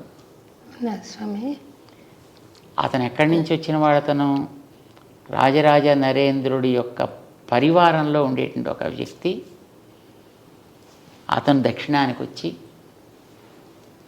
అక్కడ ఉండేటటువంటి చోళ వంశపు ఆవేల్టి రాజుని హతమార్చి దాన్ని తన కైవసం చేసుకున్నాడు. ఆయన చోళుడే కాదు అసలు, కానీ దాంట్లో చాలా గొప్పవాడు అనేటటువంటి పేరు, టైటిల్ అతనికి వచ్చేట్టుగా ఇక్కడ ఉండేటువంటి అర్చకులకి ప్రేరణ కలిగించి వాళ్ళకి ఏం చెప్పాడు అని అక్కడ చేసే ఆరాధకులకి, మనం ఆరాధన చేసేటటువంటి శివుడు విష్ణువు పాదాల దగ్గర ఉండడం ఏమిటి, అంచేత అలా ఉండడానికి వీల్లేదు, దాన్ని తీయాలి. ఇప్పుడు జనాలకి ఏముంటుంటుంది, ఏదో ఒక రకంగా నడిపిస్తే, ఏ రకంగా నడిపిస్తే ఆ రకంగా వాళ్ళు నడుస్తారు. ఇలాగ వాళ్ళని నడిపించి వాళ్ళకి ఒక ద్వేషాన్ని రగిలించి అది ఉండడానికి వీల్లేదు అని అనిపించి వాళ్ళ చేత తను ఆ చోళ వంశంలో ఉత్తముడిగా అక్కడ ఉండేటువంటి ఒక అమ్మాయిని తను వివాహం చేసుకుని తను చోళ వంశానికి చెందినవాడుగా, అందుకోసం అందులో మామూలు చోళుడు కాదు, ఉత్తంగ చోళుడు ఈ టైటిల్ తీసుకున్నాడు అతను. అందుకోసం మన పెద్దవాళ్ళు ఎప్పుడు కూడా అతని పేరు కూడా చెప్పడానికి ఒప్పుకోరు. అవ్యపదేశ్యుడు అంటారు. అది స్వామి, అవ్యపదేశ్యుడు. వ్యపదేశ్యుడు అంటే చెప్పదగిన వ్యక్తి అని, అవ్యపదేశ్యుడు అంటే అతని పేరు కూడా ఉచ్చరించడానికి అనర్హుడు అని. రెండవది అతను ఇంకో పేరు పెట్టారు. అతను రామానుజుల వారి మీద ఒక హత్యా ప్రయత్నం చేశాడు. అతను రామానుజుల వారిని అప్పట్లో వీరి యొక్క ప్రభావం చాలా ఎక్కువగా ఉంది అని, వీరిని తొలగించినట్టయితే మొత్తం సంప్రదాయం అంతా పోతుంది కనుక వీరిని ఏదో చేద్దామని ఉద్దేశంతో వీరిని తీసుకురమ్మని చెప్పాడు తన సభకి. అప్పుడు ఆయన దగ్గర ఉండేటటువంటి ఆయన గురువు గారు శిష్యులు ఇద్దరూ కలిసి రామానుజుల వారిని కర్ణాటకకి పంపించి వీళ్ళిద్దరూ కూడా ఆ సభకి వెళ్ళి ఇద్దరు కళ్ళు పోగొట్టుకున్నారు. అంటే వాడు విని తత్వం తెలుసుకుందాం అనేటువంటి జిజ్ఞాస కాకుండా తన యొక్క తత్వాన్ని అందరి మీద ఆరోపించేనా వాళ్ళని కన్వర్ట్ చేయాలనుకునేటువంటి వ్యక్తిత్వం అతను. సో వీరికి చెప్పిన దాన్ని వాడు ఒప్పుకోక చివరికి వీరి కళ్ళు తీయడం జరిగింది. సుమారుగా 20 సంవత్సరాల కాలం రామానుజుల వారు కర్ణాటక రాజ్యంలో ఉండిపోయారు. మేల్కోట క్షేత్రం అప్పుడే ఆవిర్భవించింది అక్కడ. సో ఆ సందర్భంగా తర్వాత అతనికి క్యాన్సర్ వచ్చింది.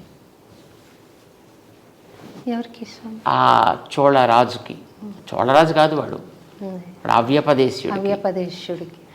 ఆ క్యాన్సర్, థ్రోట్లో క్యాన్సర్ వచ్చే తర్వాత అతను చనిపోయాడు. అతను అంచేత అతనికి క్రిమికంఠుడు అని పేరు పెట్టారు తప్ప వాడి పేరుతో అతను ఎప్పుడు ఉచ్చరించారు. ఎందుకంటే అతను శివుడు అక్కడ విష్ణు భక్తుడిగా ఆయన పాదాల దగ్గర ఉంటే అక్కడి నుంచి ఉండే ఆ విష్ణువుని తీసి సముద్రంలో కలిపి దాన్ని శివాలయం కింద మార్చి ఇలా చాలా రకాలుగా తాను శైవ ప్రచారకుడు అని అనుకుంటూనే శివుడికి అన్యాయం చేశాడు ఆయన. అంటే శివుడి యొక్క స్వభావానికి విరుద్ధంగా ప్రవర్తించాడు ఆయన. శివుడు పరమభక్త శిఖామణి. శివుణ్ణి పరమ భాగవతాన్ స్మరామి అంటారు మనకి భాగవతంలో. వైష్ణవానాం యథా శంభు అని శివుడు పరమ వైష్ణవుడని అందరూ ఆదరిస్తారు. విష్ణు పాదోద్భవి అయినటువంటి గంగని తన శిరస్సున ధరించి తను తరించాను అనుకుని, అతని పేరు అంతకుముందు రుద్రుడు. అతనికి ఈ గంగని తన శిరస్సున ధరించడం ద్వారా శివ సంజాత మంగళకరుడయ్యాడు ఆయన. అంటే విష్ణువు మీద ఆయనకు ఉండేటువంటి విశ్వాసం అంతటిది, గౌరవం అంతటిది. మీరు ఎక్కడైనా విష్ణు వైభవం ఎక్కడైనా చూడండి, పురాణాల్లో శివుడు చెప్పింది అంతా.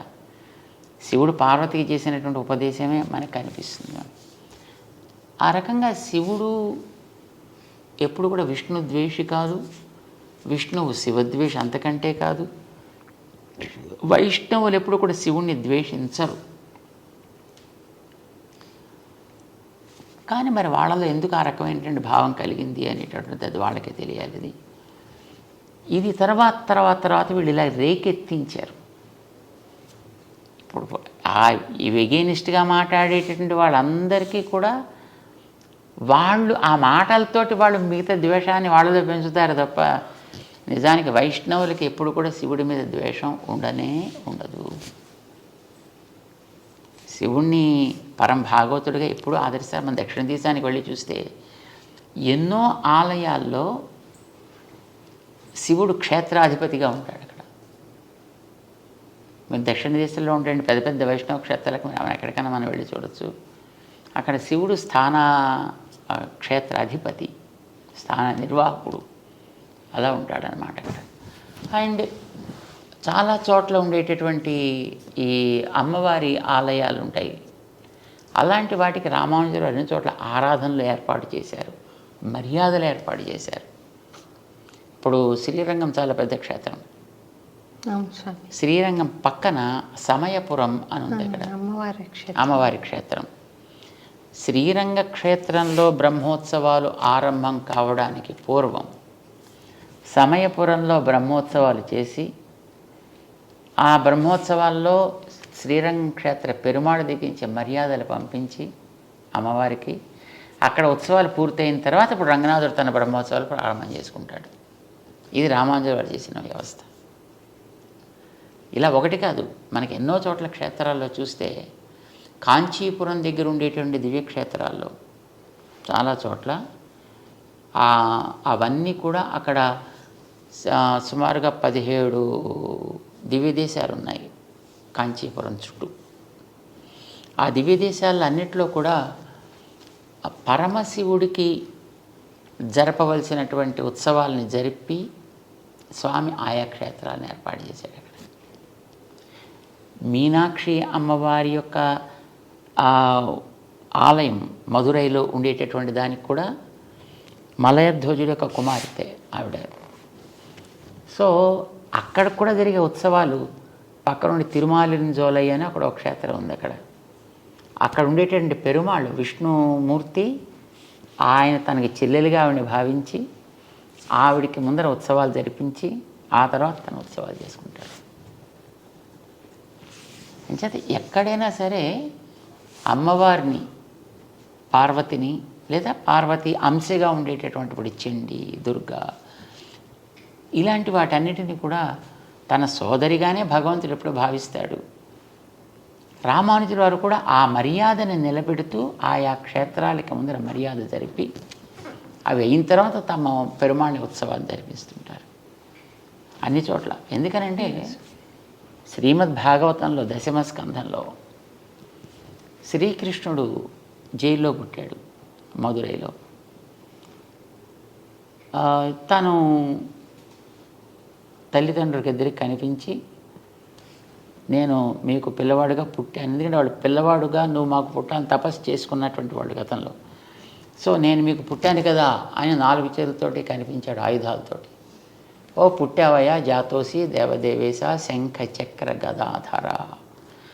ఇలాగ వాళ్ళంతా అంగీకరించిన తర్వాత అప్పుడు ఆయన, నేను ఇక్కడ ఉంటే మళ్ళీ మీకు ప్రమాదం చేత నన్ను తీసుకెళ్ళి బలం చోట చేర్చండి, అక్కడ ఒక అమ్మాయి ఇప్పటికే పుట్టి ఉంటుంది, ఆ అమ్మాయిని మీరు తెచ్చుకోండి ఇక్కడికి అని ఆయన ఆదేశించాడు.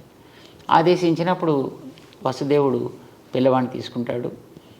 ఎలా వెళ్ళాలి అని క్వశ్చన్ చేయలేదు. ఇక్కడ భగవంతుడు చెప్పిన ఆదేశం మీద మళ్ళీ డౌట్స్ ఉండాల్సిన అవసరం లేదు అతనికి. చేత వెళ్ళేటప్పటికి తలుపులు తెరుచుకున్నాయి, అక్కడ ఉండేవాళ్ళతో మత్తులో పడున్నారు. వాన పడుతోంది, కానీ మీద చుక్క మీద పట్టలేదు. వెనకాతల ఆదిశేషుడు ఫణాలతో ఉన్నాడు. యమునా నది దాటాలి, మోకాటి లోటులోకి నేల వచ్చేసింది. ఈయన హాయిగా నడుచుకుంటూ వెళ్ళిపోయాడు. దాని మించి ఆ పిల్లవాడిని నందగోపుడికి హ్యాండ్ ఓవర్ చేశాడు. నందగోపుడి దగ్గర ఉండే ఆ అమ్మాయిని తను చేతిలో తీసుకున్నాడు. అప్పటికే ఆవిడ అక్కడ పుట్టి ఉంది.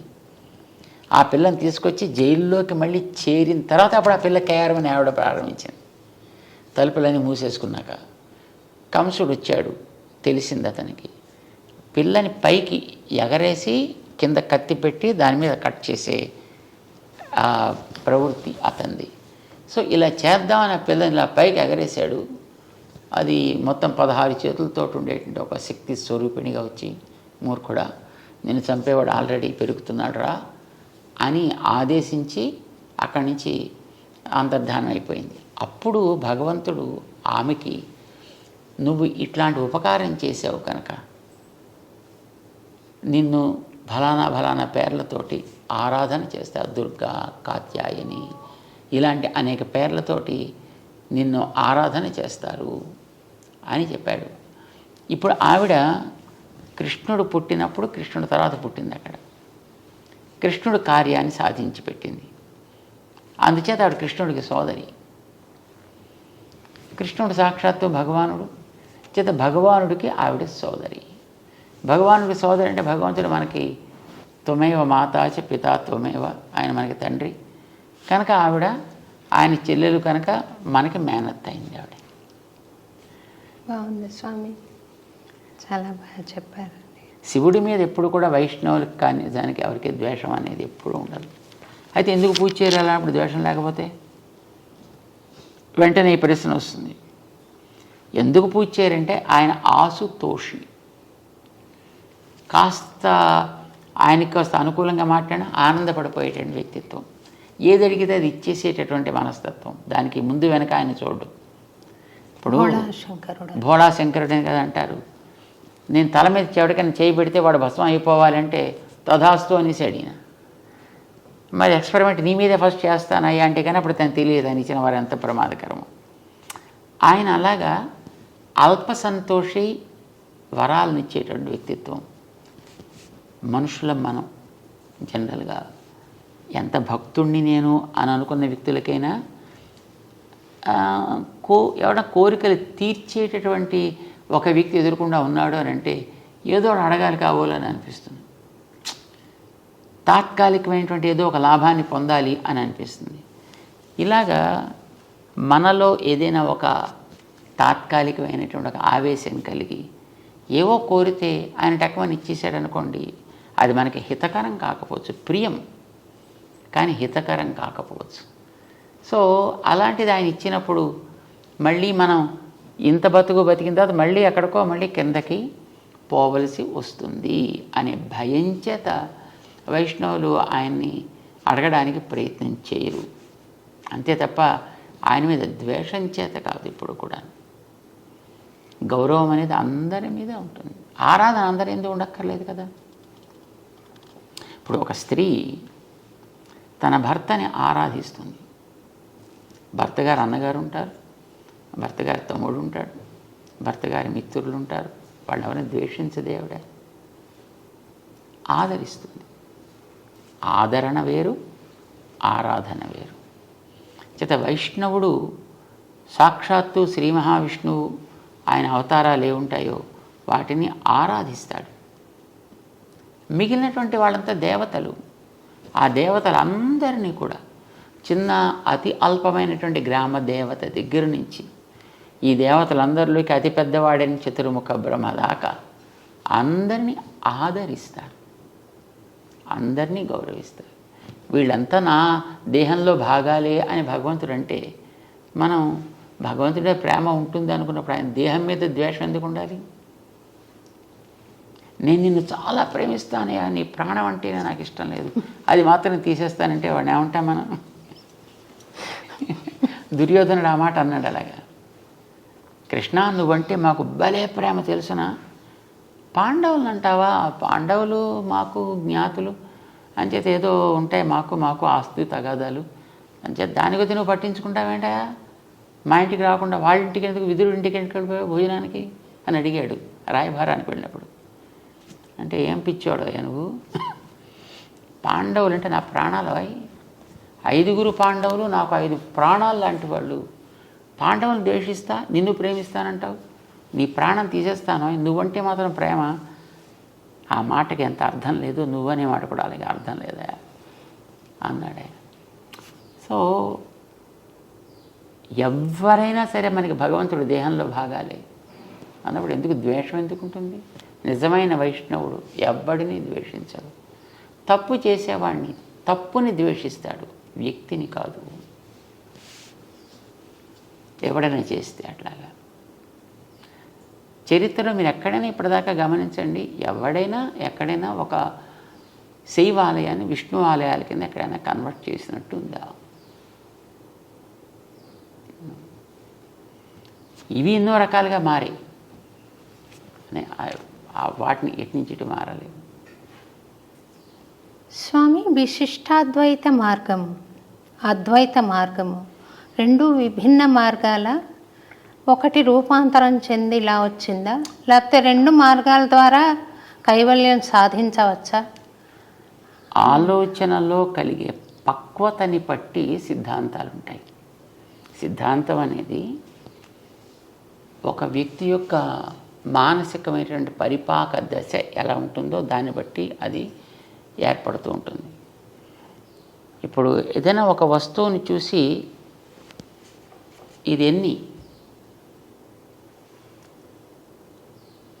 అని అడిగామనుకోండి, ఏం చెప్తారు మీరు? తిరునామాలు, శంఖ చక్రాలు. ఇది ఎన్ని? స్వామివారి చిహ్నాలు ఎన్ని? స్వామి ఇది ఎన్ని? 3 అని చెప్పవచ్చు స్వామి. నామాలు ఒకటిగా పరిగణిస్తే బేస్ 4, బ్యాక్ కింద సపోర్ట్.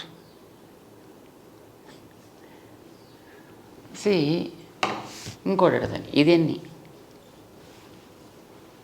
1 గోరు అంతర్భాగం. అంటే అది ఇదిలోదా వేరా? అందులోదే. గోరును వేలంటారా ఎవరన్నా? స్వామి అంటే అప్పుడు గోరు వేరనట్టనా? వేళ్ళలో భాగమే స్వామి. అంటే ఇది ఒకటే మరి అప్పుడు ఎన్ని? ఒకటే. గోరు skin, bone, blood, flesh, cells ఎన్ని? సో దీన్ని ఒకటి అనొచ్చు, అంశాలను విడివిడిగా చూస్తే వేరు వేరు అనొచ్చు. స్కిన్ వేరు, బ్లడ్ వేరు, బోన్స్ వేరు, బోన్స్లో ఉండేటటువంటి అంశాలు వేరు, బ్లడ్లో ఉండే అంశాలు వేరు. అలా చూస్తే ఇందులో బోల్డ్ అని ఉన్నాయి. ఇది ఒకటి కాదు, ఇది బోల్డ్ యొక్క సమాహారం, కలయిక. సెల్స్ ఉన్నాయి. Cells, there are thousands and millions of cells are there. So ఇది ఎన్నిటి యొక్క కలయిక, కూడుకున్న ఒకటి. కొందరు దీన్ని చూసి ఇది ఒకటంటే ఒకటే అన్నారు కొందరు. ఆ ఒకటి మాత్రమే, ఇంకొకటి ఏమి అనడానికి వీల్లేదు. దీని ఏమని అంటే అదంతా ఉత్తిదే. ఇది అద్వైతం. దీన్ని ఒకటి అని ఎలా అంటామండి? బోన్స్ ఎప్పుడు స్కిన్ కాదు, స్కిన్ ఎప్పుడు బ్లడ్ కాదు, బ్లడ్ ఎప్పుడు నెయిల్ కాదు, నెయిల్ ఎప్పుడు హెయిర్ కాదు. ఇవన్నీ వేరే వేరే. అది వేరు తత్వం అయిపోయింది, ద్వైతం అయిపోయింది. రామానుజులు అన్నారు ఇది వేరు అనొచ్చయ్యా, ఒకటి అనొచ్చు. అన్నిటితో కలిసిన ఒకటి.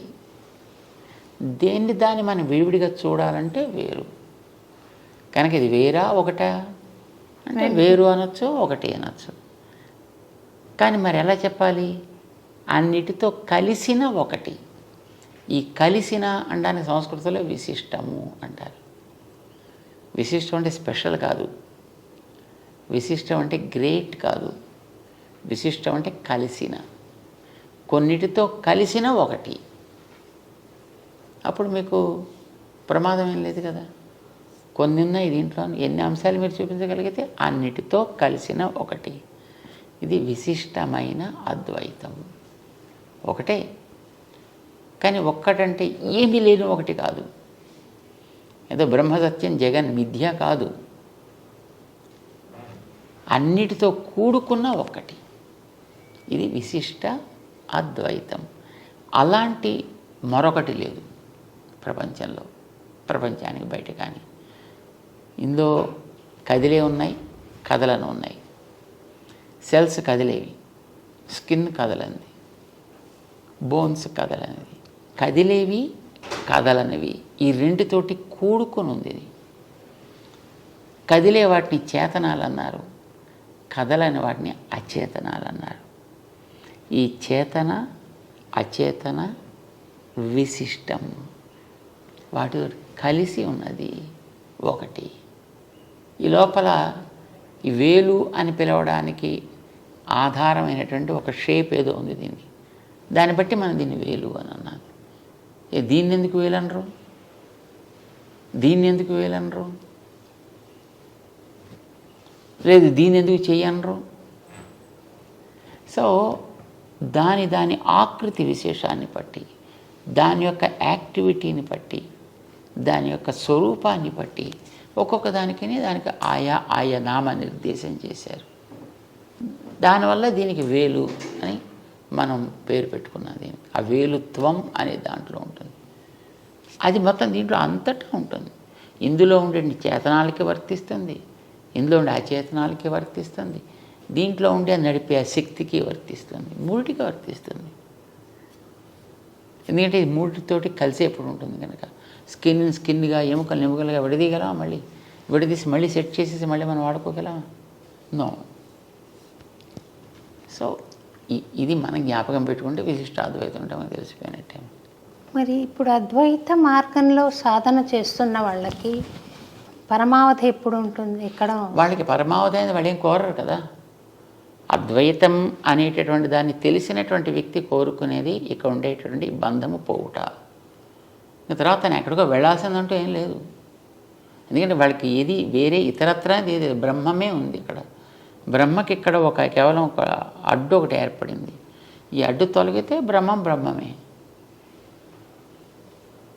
అది సత్య మార్గం అంటారా?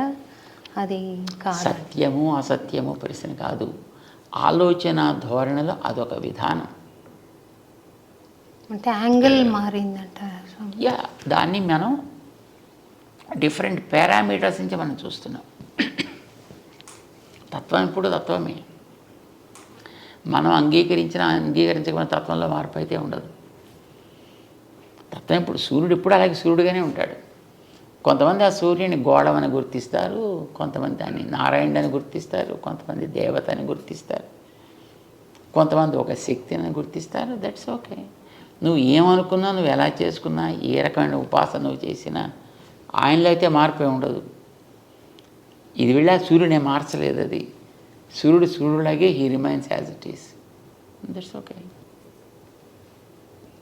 మీరు ఎలా అనుకున్నా దానికి ఆయనకేం అభ్యంతరం? మన తెలివిలో అభ్యంతరాలు ఉంటాయి. మన తెలివిలో వికాసము అనేటటువంటిది ఎంతవరకు వచ్చింది దాన్ని బట్టి మన అవగాహన కూడా పెరుగుతూ ఉంటుంది, తరుగుతూ ఉంటుంది. సో ఇన్ని రకాలుగా చూడొచ్చు అనేది మనకి మహానుభావులు చెప్పారు. ద్వైతంతో చూడొచ్చు, అద్వైతంతో చూడొచ్చు, విశిష్టాద్వైతంగా చూడొచ్చు, శుద్ధాద్వైతంగా చూడొచ్చు, భేదాభేదంగా చూడొచ్చు. So all these are different ways of schools of thought.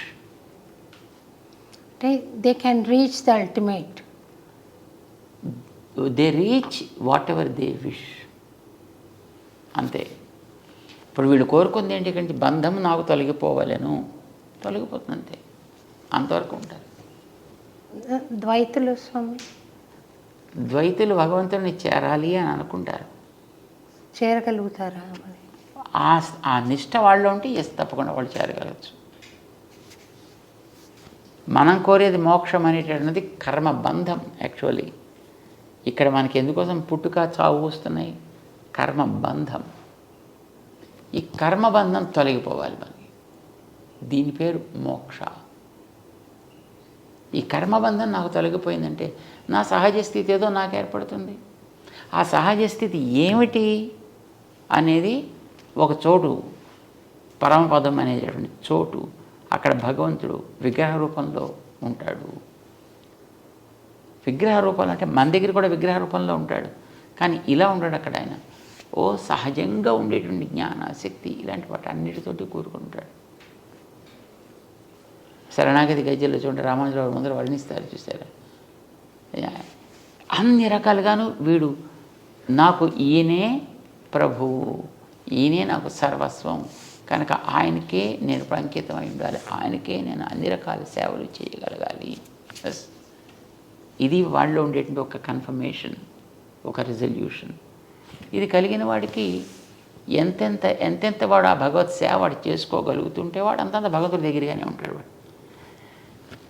అయితే ఏంటి, మనకి కర్మ బంధం ఉన్నంత వరకు అనుకున్నట్టుగా చేయలేడు. బంధం తొలగిపోతే ఇంకా బాగా చేయగలుగుతాడు.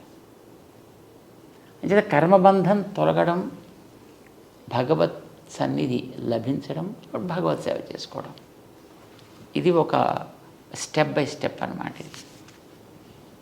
దీన్ని మొదటి నుంచి ఆరంభం చేసి ఒక 54 మెట్ల కింద భావన చేస్తూ మన వాళ్ళు దాన్ని ఒక చిన్న ఒక ప్రవచనం ఉందన్నమాట. దాన్ని ఒక పుస్తకం కింద వేస్తారు దాన్ని. సో మనం చేసేటటువంటిది అల్టిమేట్లీ ఏం కోరుకుంటాం? భగవంతుడు, ఆయనకి మనం దాసులం, కనుక మనం చేసేది ప్రతిదీ ఆయనకి సేవ కావాలి. ఇక్కడ ఉండేటప్పుడైతే బంధంలో ఉండి చేస్తున్నాం, బంధం తొలగిపోతే ఇంకా బాగా చేసుకోగలుగుతాం. అంతే తేడా మనకి మోక్షం అంటే. కానీ మిగతా వాళ్ళకి మోక్షం అంటే భగవంతుడు ఒకడు ఉంటాడు, వాడికి దాసుడిగా మనం ఉంటాం, మనం అక్కడ సేవ చేస్తాం అనేది అద్వైతంలో ఉండదు. ఎందుకంటే నేనే బ్రహ్మం అయిపోతా. ఇప్పుడు దీపం ఆరిపోయింది, ఇక్కడ ఎక్కడికి వెళ్ళింది అది? మన వాళ్ళు ఎవరో చూసి వచ్చిన కొండెక్కింది అన్నారు. అదేనా కొండెక్కింది? ఎక్కడి నుంచి నడిచింది? ఎక్కడికైనా దీపం దేంట్లో చేరింది? దేంట్లో చేరలేదు, అక్కడ ఆరిపోయి ఊడిపోయింది. ఇలా చెప్పే కాన్సెప్ట్ ఒకటి ఉంది పూర్వంది. దాన్నే తీసుకున్నారు. తీసుకుని అది ఆరిపోవడం లేకుండా పోవడం కాదయా, అంతటా ఉన్నాడు అని అనుకునే పరబ్రహ్మ తత్వంలో ఇది కూడా ఏకమైపోయింది. ఇది వాడికి అద్వైతం అంటే.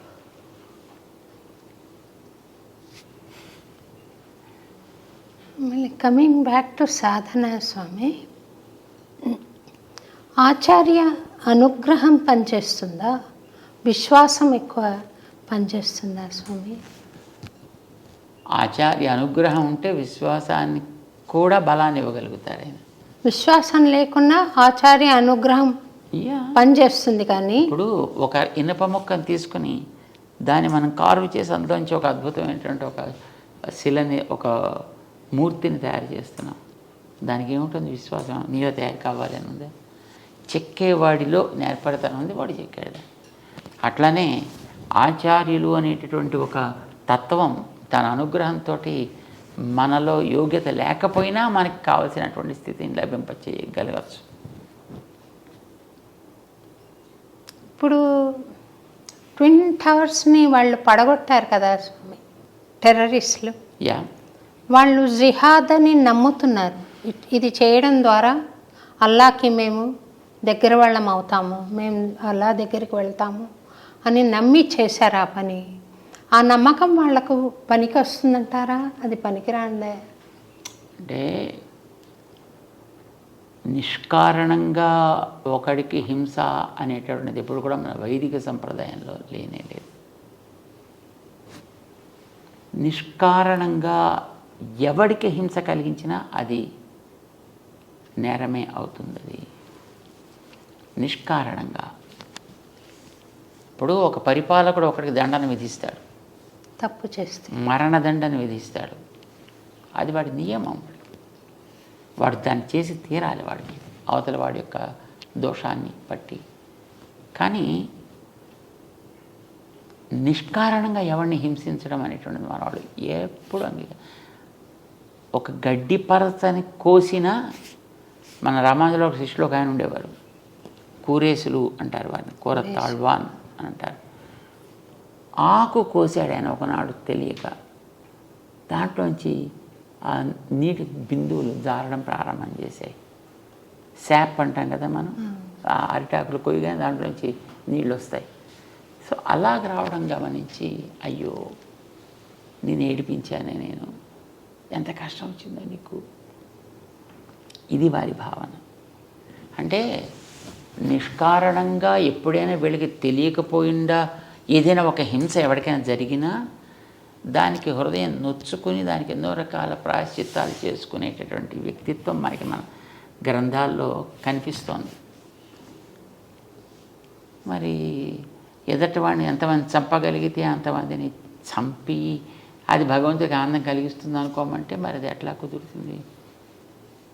గ్రంథాల్లో అలాగా ఉండదన్నమాట. భగవంతుడి విషయంలో అలాంటిది ఉండదంతా. పిపి నాంచారి అని ఒక పాత్రను మనం చూస్తాం కదా స్వామి, అది సత్యమైన పాత్రేనా? యా, మేల్కోటలో ఉన్న ఉత్సవ విగ్రహంతో ఆమె చాలా ఇష్టపడి తీసుకుని వెళ్ళిందని. అంటే అప్పట్లో వాళ్ళు విగ్రహాలని తీసుకుని వెళ్ళిపోయేటప్పుడు మేలుకోట్ల విగ్రహం కూడా తీసుకెళ్ళిపోయారు. తర్వాత వాటిని ఎక్కడో తీసుకెళ్ళి లోపల పారేసుకుంటారు. అలా ఉండిపోయారు. రామానుజుల వారు ఆ మేలుకోటకి 20 సంవత్సరాల కాలం వెళ్ళారని అన్నాం కదా. ఆ సమయంలో ఒకచోట వారికి ఆ క్షేత్రంలో ఈవేళ పూజలు అందుకుంటుండేటువంటి స్వామి విగ్రహం కనిపించింది. చాలా అందమైనటువంటి విగ్రహం. అది ఎక్కడో గుడి కట్టాలి, ఎక్కడైనా దాన్ని లోపల పెట్టాలి. మూర్తిలో ఏ అవయవ వైకల్యం లేదు అని అంటే అలా ఆరాధన ఆగిపోవడానికి వీల్లేదు. దీన్ని ఎక్కడైనా ఒక ఆలయం కట్టాలి. ఎదురు చూస్తూ ఉండే అంతలో తొండనూరు రాజుగారి యొక్క కుమార్తెకి అనారోగ్యం చేసింది. ఎవరు తగ్గించలేకపోతున్నారు. వాళ్ళ రాచ వైద్యులు వచ్చారు, ఎవరు తగ్గించలేకపోతున్నారు. పాప ఆయన చాలా దిగులు పడిపోయి కూర్చున్నాడు. ఆయన రామానుజుల వారు వచ్చారని తెలిసి అక్కడ ఉండేటువంటి ఒక ఆయన ఇలా వచ్చారట మహానుభావులు. ఆయన గతంలో ఇలాంటి ఒక బ్రహ్మరాక్షసి ఎవరికో పడితే తొలగించారట, మనం కూడా చేస్తే బాగుంటుందని రాజుగారికి చెబితే రాజుగారు వచ్చి తన విషయాన్ని చెప్పుకుంటే రామానుజుల వారి దయతోటి వారి దగ్గరికి వెళ్ళి ఆ పాపకి పాదంతో రాక్షస విమోచనాన్ని కలిగిస్తారు. వెళ్ళిపోయినందుకు గుర్తేమిటి? ఈవిడి పిల్లలోంచి ఆయనకి కూడా వాళ్ళకి డౌట్ వస్తే అప్పుడు ఆ పిల్లకి పట్టినటువంటి ఏదో ఆవేశం ఏదో అది పలికింది కానీ, నేను ఫలానా చెట్టు మీద నేనుంటా, నీ చెట్టు అక్కడ పక్కన ఒక చెట్టు ఉంది, అక్కడ ఇక్కడ రామానుజుల వారి దగ్గర నుంచి నీ పాదం తల మీద పెట్టి నాకు నీ పాద తీర్థాన్ని ప్రసాదిస్తే నేను ఇందులోంచి వెళుతూ ఆ చెట్టు కొమ్మని విరిచేసి నేను పెడతా. అది వెళ్ళినందుకు గుర్తు. అంటే రామానుజుల వారు వారికి పాదపూజ చేసుకోవడానికి అవకాశం ఇచ్చారు. పాదతీర్థం తీసుకున్నాక ఆ పిల్ల పడిపోయింది. అప్పుడు రాక్షస విమోచనం కలిగింది. ఇక్కడ కీటిలోంచి పక్కన చెట్టు కనిపిస్తుంది కదా, ఒక కొద్దిసేపట్లో పెళ్ళమంటూ ఆ కొమ్మ కాస్త విరిగి నేల కూలింది అన్నమాట. సో నిజంగా అప్పుడు వెళ్ళింది. అప్పుడు ఈయన శిష్యులు అయ్యారు, ఆలయం కట్టించారు. ఇప్పుడు రాజుగారి శిష్యులు అయ్యారు కనుక ఇప్పుడు ఆయన కట్టమంటే కడతారు, కట్టించాడు. ఉత్సవ విగ్రహాలు పెట్టాలి, ఎక్కడున్నారంటే తెలియలేదు. కానీ ఉత్సవ విగ్రహాలు ఇదివరకు పెట్టుకునే కిరీటం అయితే మా ట్రెజరీలో ఉంది అని చూపించారు, వజ్ర కిరీటం. మరి కిరీటం కూడా ఆరాధన మూర్తులేరి అంటే తీసుకెళ్ళిపోయారు. మనం ఏం చేయలేము. అప్పుడు వాటిని తీసుకొద్దాం, మనం వెళ్ళి అడుగుదాం, మన దేవుడిని మనకేమని అడుగుదాం అని రామానుజుల వారు అక్కడికి వెళ్ళి వారి దగ్గర తీసుకొస్తారు ఆ విగ్రహాలని. మేలుకోటలో జరిగింది ఇప్పుడు ఈ సన్నివేశం. ఆ రకంగా వాళ్ళ దగ్గర నుంచి వెళ్ళిపోయినటువంటి విగ్రహాలు మళ్ళీ తీసుకొని రావడం, తీసుకొచ్చి ఇక్కడ ప్రతిష్ఠ చేసినప్పుడు ఆ వీడి దగ్గర ఉండే వజ్ర కిరీటం, ట్రెజరీలో ఉండే కిరీటం పట్టుకొచ్చి పెడితే కరెక్ట్గా మ్యాచ్ అయింది. సో అప్పటి నుంచి ఉత్సవమూర్తులు అక్కడ వేరే ఒక సన్నిధిలో ఉంటూ ఆరాధన అందుకుంటున్నారు. సో మేల్కోటలో ఉండేటప్పుడు వారు ఇట్లాంటి ఆ దోషాన్ని తొలగించి మళ్ళీ అక్కడ పునః ఆలయాన్ని పెట్టారనమాట. అక్కడ దానికి ఆ వజ్ర కిరీటాన్ని అక్కడ సమర్పణ చేశారు. అక్కడ బీబీ నాంచారి ఆ పిల్ల ఇది ఆ సుల్తాను దగ్గర ఎవడైతే తీసుకెళ్ళిపోయాడో వాడు అక్కడెక్కడ వారేశాడు. వాడు అందులోంచి ఏరి తెచ్చుకొని ఆ పిల్ల తన రూమ్లో పెట్టుకుంది. ఆ పిల్లకి ఆ మూర్తి చాలా అందంగా నచ్చింది, ఇంట్లో పెట్టుకుంది. రామానుజుల వారు వెళ్ళినప్పుడు ఆ సుల్తాన్ దగ్గరికి వెళ్ళారు. అప్పుడు ఢిల్లీ సుల్తాన్ దగ్గరికి కొంతమందిని తీసుకొని పెడితే వాళ్ళంతా శుభ్రంగా ద్వాసవర్ధ పుండాలు పెట్టుకుని కోటకు చుట్టూ తిరుగుతుంటే యుద్ధం కోసం వచ్చిన వాళ్ళు లేరు, కానీ పెద్ద సైన్యం గీన్యంతో వచ్చారు. అంటే దాని మీద ఎంక్వైరీ చేస్తే మేము వచ్చింది రాజుగారి దర్శనం కోసం. వెంటనే సరే లోపలికి రమ్మన్నారు. సో లోపలికి వచ్చిన తర్వాత వాళ్ళు ఈ సన్నివేశం చెప్పారు. మా దేవుడు మీ దగ్గర ఉన్నాడు, మాకు ఇప్పిస్తే తీసుకుని వెళతామండి. ఆ పిల్ల తన రూమ్లో పెట్టుకుందా. రామానుజుల వారు దేవుడిని ఇప్పించమంటే ఆ సుల్తాన్కి నవ్వు వచ్చింది. దేవుడు అంటే అన్నీ తెలిసినవాడు, అన్నీ చేయగలిగినవాడు కదా. దేవుడు ఇక్కడ మా దగ్గర ఎలా ఉంటాడు? ఇక్కడ నిజంగా నువ్వు దేవుడిని అనుకున్నట్టయితే మరి నువ్వు పిలువు, వస్తే తీసుకోడండి అంటే మేము పిలిస్తే ఆయన వస్తే మాకు మీరు అవకాశం ఇస్తారా? బ్రహ్మాండంగా మీకు కావాల్సిన సౌకర్యాలన్నీ చేస్తాయి. ఏం కావాలంటే మీరు చక్కగా తీసుకెళ్ళచ్చు, మొదలు ఎవడు మనం అడ్డకుండా ఉండేటట్టు చూసుకుంటా. యేషుడు రామానుజుడికి అప్పుడు సభలో కూర్చుని సెల్వ పిళ్ళాయి వారీర్ ఓ సంపత్పుత్రుడా రా అని 3 సార్లు పిలిచేటప్పటికి ఆవిడ రూములో ఆవిడ లంచ్కి వెళ్ళింది. అప్పటికి అక్కడ ఉండేటువంటి ఆ విగ్రహం నేరుగా ఇలా అలా అలా అలా అలా వచ్చి రామానుజుడిలో కూర్చున్నారు. సుల్తాన్కి ఆశ్చర్యం. వెంటనే ఆయన తన యొక్క పరివారాన్ని అంతటిని కూడా ఇచ్చి వీరికి పంపించారు. ఆ రకంగా పట్టుకొచ్చేసి వీరు గుర్రాల మీద తీసుకొచ్చి మొత్తం ఒక 2 డేస్లో అక్కడ మొత్తం ఆలయంలో ప్రతిష్ఠ అయిపోయింది. యాజ్ యూజ్గా పెట్టేసుకున్నారు. ఆ తర్వాత ఈ పిల్ల వచ్చింది. ఎందుకంటే నాన్నగారి దగ్గర మొట్టమొదటి చెప్పింది, నాన్నగారు ఏం చేయలేదు. సరే అన్నారు, మేము మధ్యాహ్నం ఎవరో వచ్చారే తీసుకెళ్ళిపోయారు, అది నో ఐ వాంట్ ఇట్. సరే మరేం చేస్తారు? ఆవిడ అడిగినప్పుడు రథం గట్రా ఇచ్చి ఆవిడని పంపించారు. రామానుజుల వారు వెళ్ళిన దారిలో. కానీ ఆవిడ చూడ 10 రోజులు అయింది. కానీ రాజపుత్రికి కదా ఆగుతూ రావాలి. సరే వచ్చింది. గుళ్ళో దేవుడు తాను ఆరాధన చేసుకునేటువంటి, తను ప్రేమించినటువంటి ఆరాధన కాదు, వాడికి ఆరాధన ఏం తెలుస్తుంది, తను ప్రేమించిన వ్యక్తి ఎదుర్కొంటూ ఉన్నాడు. అక్కడ వెళ్ళి ఒకసారి నేను తెచ్చేసుకుంటా అన్నట్టుగా అటుపక్కకి వెళ్తే ఆపేశారు. దీన్ని దాటి వెళ్ళడానికి వీల్లేదు. ఏం చేయాలి?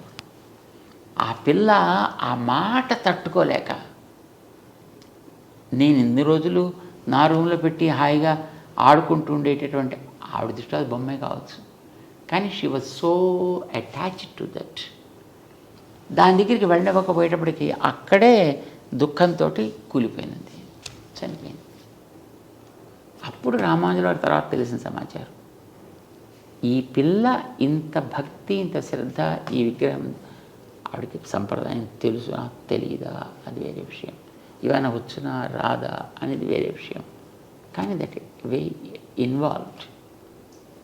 ఇది చూసి రామానుజాచార్యుల వారు ఆమెకు కూడా సాక్షాత్తు లక్ష్మీ అంశ లేకపోతే ఇంత ప్రేమ ఉండదు కనుక ఆవిడ కూడా లక్ష్మీలాగా ఆరాధనలు జరగాలి అని అక్కడ ఏర్పాటు చేసి పెట్టారు. అక్కడ మేల్కోటలో ఉందా స్వామి? మేల్కోటలో ఇప్పుడు బీబీ నాంచియారు. ఎందుకు స్వామి అది హైలైట్ అవ్వలేదు? ఇప్పుడు ఉన్న ఈ మత విద్వేషాలు తగ్గుతాయి కదా. వాస్తవాలు చెప్పడానికి కూడా కొంతమందికి ఇష్టం ఉండదు, జనాలంతా కలిసిపోతే కూడా ఇష్టం ఉండదు, కలిసిమెలిసి తిరుగుతుంటే చూడబుద్ధి అవ్వదు. వాళ్ళ రొట్టి బాగా వేగాలి అని అంటే వీళ్ళు కొట్టుకుంటూ ఉంటే వాళ్ళకి they have their own activities continue. ఇప్పుడు స్వాతంత్ర్యం వచ్చి 76 ఏళ్ళ పైన అవుతుంటే ఇప్పటిదాకా కొంతమంది పూరిపాకల్లో పడి దళితులు దీనులుగా ఉన్నారంటే అర్థం ఏంటి? ఇప్పటికి ఎన్ని లక్షల కోట్లు వాళ్ళ కోసం శాంక్షన్ చేశాయి ప్రభుత్వాలు. ఏమైపోయావంతా? అవన్నీ ఇచ్చుంటే వాళ్ళకి అసలు ఇప్పటి బ్రహ్మాండ భవనాల్లో వాడుతూ ఉండాల్సిందే, అలాంటి పూరిపాకలే ఉండకుండా ఉండాల్సింది అంటే ideologically that's good, that's utopian ideology, right. కానీ అది కనుక లేకపోతే వీళ్ళకి రాజకీయంగా నిలకడ ఉండదు, అంచేత వాడిని మెయింటైన్ చేస్తూ ఉండాలి ఎప్పుడన్నా. ఒక చిన్న భక్తురాలిగా నేను ప్రచారం చేయొచ్చా స్వామి ఆ కథ? చక్కగా చేయాలి. మన ప్రైమ్ మినిస్టర్ గారే చెప్పారు రామానుజుల వారి విగ్రహాన్ని ఆవిష్కరించడానికి వచ్చినప్పుడు. ఇక్కడ వచ్చి చెప్పారు కానీ అన్ని చోట్ల చెప్పాలి కదా. అన్ని చోట్ల అవసరం ఎక్కడ వస్తే అక్కడ చెప్తారు, దానికే ఉంది. ఇప్పుడు రామానుజుల వారి స్టాంప్ రిలీజ్ చేశారు ఢిల్లీలోనే, వారి భవనంలోనే చేశారు, బ్రహ్మాండంగా చెప్పారు అప్పుడు దాని గురించి. ఆ రోజుల్లో 1000 ఏళ్ల క్రితం రామానుజుల వారు చేసినటువంటి సామాజికమైనటువంటి విప్లవాలే కాదు, ఆధ్యాత్మిక రంగంలో వారు చేసినటువంటి రెవల్యూషనరీ చేంజెస్, రిఫార్మ్స్, ఇంత పదవి పవరు ఉండి కూడా మా చేతుల్లో మేము వాటిని టచ్ చేయడానికి కూడా సాహసించలేము. అలాంటి గొప్ప గొప్ప అచీవ్మెంట్స్ వారు ఆ రోజుల్లో చేశారంటే చాలా ఆశ్చర్యం అని ఆనందంతో పొంగిపోయాడని చెప్పుకున్నాయి. సో జనాలకు తెలియకపోలే, కానీ తెలిసిన వాటిని పైకి తెలియనివ్వరు. ఎందుకంటే తెలిస్తే మళ్ళీ జనం అంతా అలాగే అయిపోయి కలిసిపోయి జనం అంతాను వీళ్ళంతా ఉండిపోతే ఇంకా తర్వాత వాళ్ళకి ఇంక చెప్పడానికి ఏముంటుంది. సో రోగికి మందు ఇచ్చేస్తే ఇంక మళ్ళీ తన దగ్గర రాకపోతే తన ప్రాక్టీస్ పోతుందనుకునే డాక్టర్ చూడండి ఆ రోగాన్ని జీవితాంతం మెయింటైన్ చేస్తాడు, డయాబెటీస్ లాగా. సో ఇలాంటి వాళ్ళు మెయింటైన్ చేస్తున్నారు. కానీ నిజానికి రామానుజుల వారు ఆ రోజులో చేసిన ఉపకారం చాలా అద్భుతం అన్నమాట. అందరినీ కూడా ఒక ప్లాట్ఫామ్ తీసుకురాగలిగారు కదా ఆయన. అందరూ కూడా భగవంతుడితో సమానమే అన్నారు కదా. ఒక మాల వ్యక్తికి తన గురువు గారు అంతిమ సంస్కారం చేయడం తన కన్నులతో చూశాడు ఆయన. చేత మనకి సాంప్రదాయకులలో ఏ రకమైనటువంటి చికాకులు ఉండవు, లేవు. కానీ అందరికీ తెలియడానికి తెలియచేయాల్సినటువంటి స్థాయిలో ఉండేవాళ్ళు తెలియజేసే ప్రయత్నాలు చేయటం లేదు. మిగతా వాళ్ళు చెప్పేది కొంతవరకు పెడతాయి. మాస్లోంచి వెళ్ళడానికి కావాల్సినట్టుగా ఉంటే అది ఎక్కువ మందికి రీచ్ అవుతుంది. ఈ ఆధునిక యుగంలో కులం యొక్క ప్రాముఖ్యత ఏమైనా ఉందా స్వామి? వేస్ట్ కులము అనేటటువంటిది ఒక స్కిల్ని బట్టి వచ్చినటువంటిది. ఇప్పుడు వ్యవసాయం చేసేటువంటి ఒక రైతు ఉన్నాడు అనుకోండి, ఆ రైతు యొక్క పిల్లాడికి 6 ఏళ్ళు 7 ఏళ్ళు వయసు ఉండే పిల్లాడికి కూడా తండ్రి వెంట వెడుతూ ఉంటాడు కనుక అతనికి తెలుస్తుంది ఏ సీజన్లో ఈ గింజలు నాటాలి, ఏ సీజన్లో నీళ్ళు కట్టాలి, ఏ సీజన్లో అక్కడ దానికి తూములు అవన్నీ తెరవాలి, ఏ సమయంలో దానికి కోతలు కొయ్యాలి, ఎప్పుడు ఎట్లాంటి సమస్యలు రావచ్చు ఎలా కోసి ఇంటికి ఇవన్నీ వాడికి కరతలామలకంగా ఉంటాయి. ఇది స్కిల్ అంటాం, ఇది కులపు ప్రభావం అంటాం.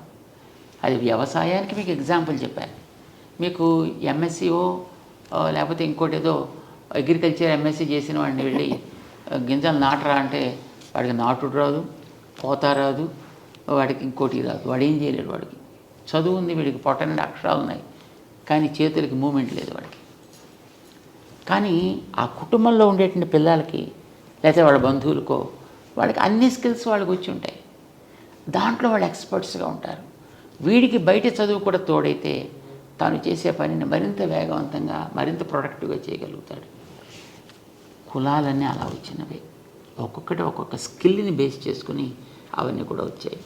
కానీ ఈ రోజుల్లో ఆ స్కిల్స్ అన్నిటిని కూడా మొత్తం పూర్తిగా దే పుల్ డౌన్. నాకు చాలా సంతోషం కలిగించిన విషయం స్వామి, మీరు ఇళయరాజా గారి కార్యక్రమం ఏర్పాటు చేస్తున్నారని. ఆయనకు అంత సంగీతం అబ్బింది. మనం అనుకుంటున్న అగ్రవర్ణాలకు చెందిన మనిషి కాదు. మీరు పిలిచారు, నాకు చాలా సంతోషం అనిపించింది. ఆయన అంతటి కంపోజర్గా నిరూపించుకున్నాడు అన్ని పాటల ద్వారా. ఇళయరాజా గారు ఒక వాద్య సంగీతాన్ని ఆయన అమర్చినట్లుగా ఇంకెవరు అమర్చలేరు స్వామి. అంత అద్భుతమైన కళ ఉన్న మనిషి ఆయన, టాలెంటెడ్ పర్సన్. మరి ఆయనకి పూర్వులు ఎవరున్నారనేది నాకు తెలియదు. అది భగవద్ అనుగ్రహమా లేకుంటే స్వయం కృషి అంటారా స్వామి? స్వయం కృషి కూడా భగవద్ అనుగ్రహమే స్వామి. మామూలుగా అయితే ఎవరికి ఏది రావాలన్నా భగవద్ అనుగ్రహమే ఉండాలి. లేదండి నేనే కష్టపడి సంపాదించుకున్నాను అంటే, కష్టపడి నువ్వు సంపాదించుకున్నాను అనుకునే నీలో కూడా వాడే కదా ఉన్నది. వాడు ఉన్నప్పుడే నువ్వు పని చేస్తావు, వాడు లేకపోతే ఇది సేవమే కదా. ఆధ్యాత్మిక మార్గం చూస్తే తిరుప్పాణాళ్వార్ కూడా హరిజన్. ఇప్పుడు మనం అనుకునే హరిజన్, కానీ ఆయన భక్తి పరమ భక్తుడు. అందుకోసమే భగవంతుడు ఆయన్ని తన దేహంలో కలిపేసుకున్నాడు. ఆయన తనలో అబ్జార్బ్ చేసుకున్నాడు, ఆయన గోదాదేవిని చేసుకున్నట్టుగా. అందుకే ఆయన మన వాళ్ళు ఆలయాల్లో పెట్టి అంత భగవద్గీతను పొందినటువంటి వ్యక్తి సామాన్యుడు ఎందుకు అవుతాడు? అతను జత శారీరకమైనటువంటి యోగ్యత తెచ్చి పక్కన పెట్టండి, ఆయనలో ఉండేటటువంటి భగవంతుడి యొక్క అంగీకారాన్ని దర్శించండి, ఆరాధించండి. అంచేత మన ఆళ్వార్లలో ఒకరిగా చేశారే. అదే ఎగ్జాంపుల్ మనకి తర్వాత రామానుజాచార్యుల వారి యొక్క గురువు గారు యామునాచార్యుల వారు కూడా అలానే ఒక దళితుడిని తన దగ్గర చేర్చుకున్నారు. తన దగ్గర ఉండేటువంటి మిగతా వైదిక విద్యార్థులతో పాటు ఈక్వల్గా అతను కూడా సంస్కారాలు ఇచ్చారు. ఆ ఫ్రెండ్షిప్ తోటే రామానుజుల వారికి గురువుగా ఉండే మహాపూర్ణులు అని ఆయన ఆ హరిజనుడి యొక్క చర్మ సంస్కారాన్ని తను చేశాడు ఆయన. సో కులాలు అనేవి ఉన్నమాట వాస్తవం, కానీ కులాలు పోట్లాట్ల కోసం రాలేదు. కులాలు అనేవి కళని పెంచుకోవడానికి కోసం వచ్చాయి.